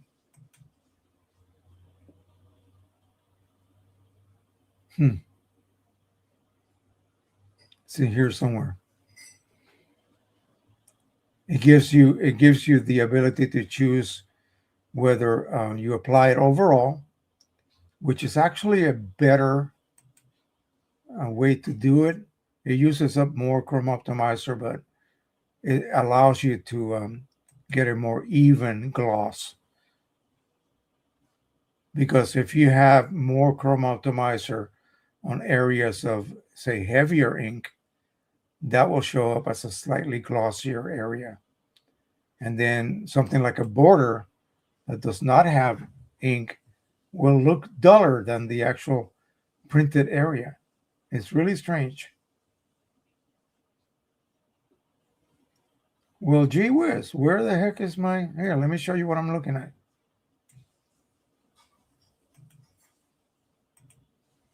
Where do you find... Here's setup. Color, okay, yeah, we have that. Let me see if it's in here.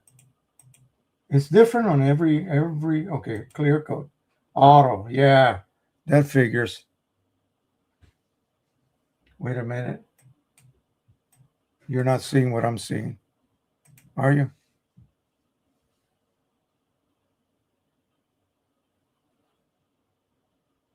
Yeah, it was set on auto.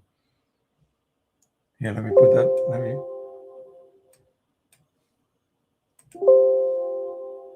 yeah, auto. Let me show you what I was looking at. Let me put that here. So driver. Now I gotta find that again. Clear coat, auto. So you need to change it to overall. And I thought I had that as a default, but I guess I did not. So then the reason that I saw that was because if you had auto, it would have printed it all the way over to the non-printable edge or margin. So I didn't see that. All I saw was the actual paper's gloss. And then the printed area, it's like you could tell that something has been applied to it, and it's the Chrome Optimizer. If you apply it almost to the edges, then you get a more even look throughout. So an area such as whatever that, what is that? Is that a spider web? No, that's something on her stick. Whatever that is very light. It would have less Chrome Optimizer than something like this. That's very dark, especially right here in this area here. So overall, though, it's very even. Now the P800, P900, there's no gloss enhancer, so you would definitely see gloss differential issues. They're just simply not good for printing on glossy paper, to me anyway, unless you're using OEM. OEM is a little bit better than third party, but you still have a little bit of gloss differential.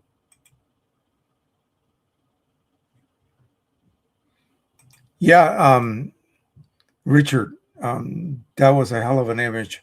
I would love to know what the your words that you chose were to be able to generate that.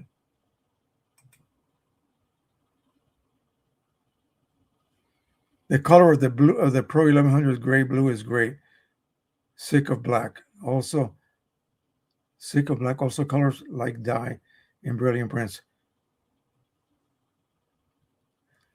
The colors on the Pro 1100 gray and blue. Okay, is that what you're talking about? The gray ink and blue ink, or just the colors gray and blue?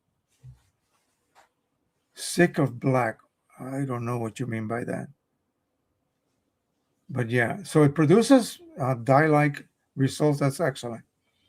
That would really, really be good in the pigment world, because otherwise there's always a difference. Otherwise you would pick the 8550 over something printed with pigment, because it's just a big difference in the vibrance that you get. The color of the printer, I don't know what you mean. The color of the printer itself?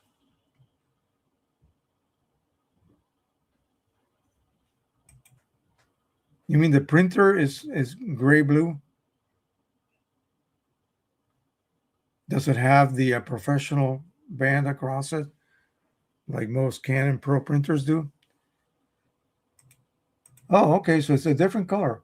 I haven't looked, because there's no way I'm going to spend $1,100 at this point. Again, unless mine dies. Cross my fingers. I have a couple of printheads for it, so I still don't want it to die yet. Although they are compatible with the 1100. All right. Okay, I got you now. I got you now. Sometimes I'm a little slow. All right, so let's go ahead and set up a goodbye video here. And you guys all ready for Christmas? Anybody getting a Christmas present? When I get the Patreon set up, should be before Christmas. I'll put up the link, and if you guys want to, go ahead and join. Like I said, I'll have a little bit of extra things for all members that will not be available for regular viewers. So make sure that you consider that, and you'll be helping the channel. This upcoming year is going to be tough. It's going to be tough. Lots of things are going to be, being offered. No third party allowed to be used on Epson printers. So we're going to be stuck with basically Canon if we want to stick with, refilling, regardless of whether you use OEM or not. They're just not going to let you do it. Canon will, one way or another. So we got to pay for these things, okay? So be aware of that, and help the channel out if you're able to do so. Become a member, you'll get extras. You'll be treated like a VIP. All right, so that is it for now. Let me go ahead and set up a video. I'm going to turn the volume off because I don't want you to hear the sudden noise.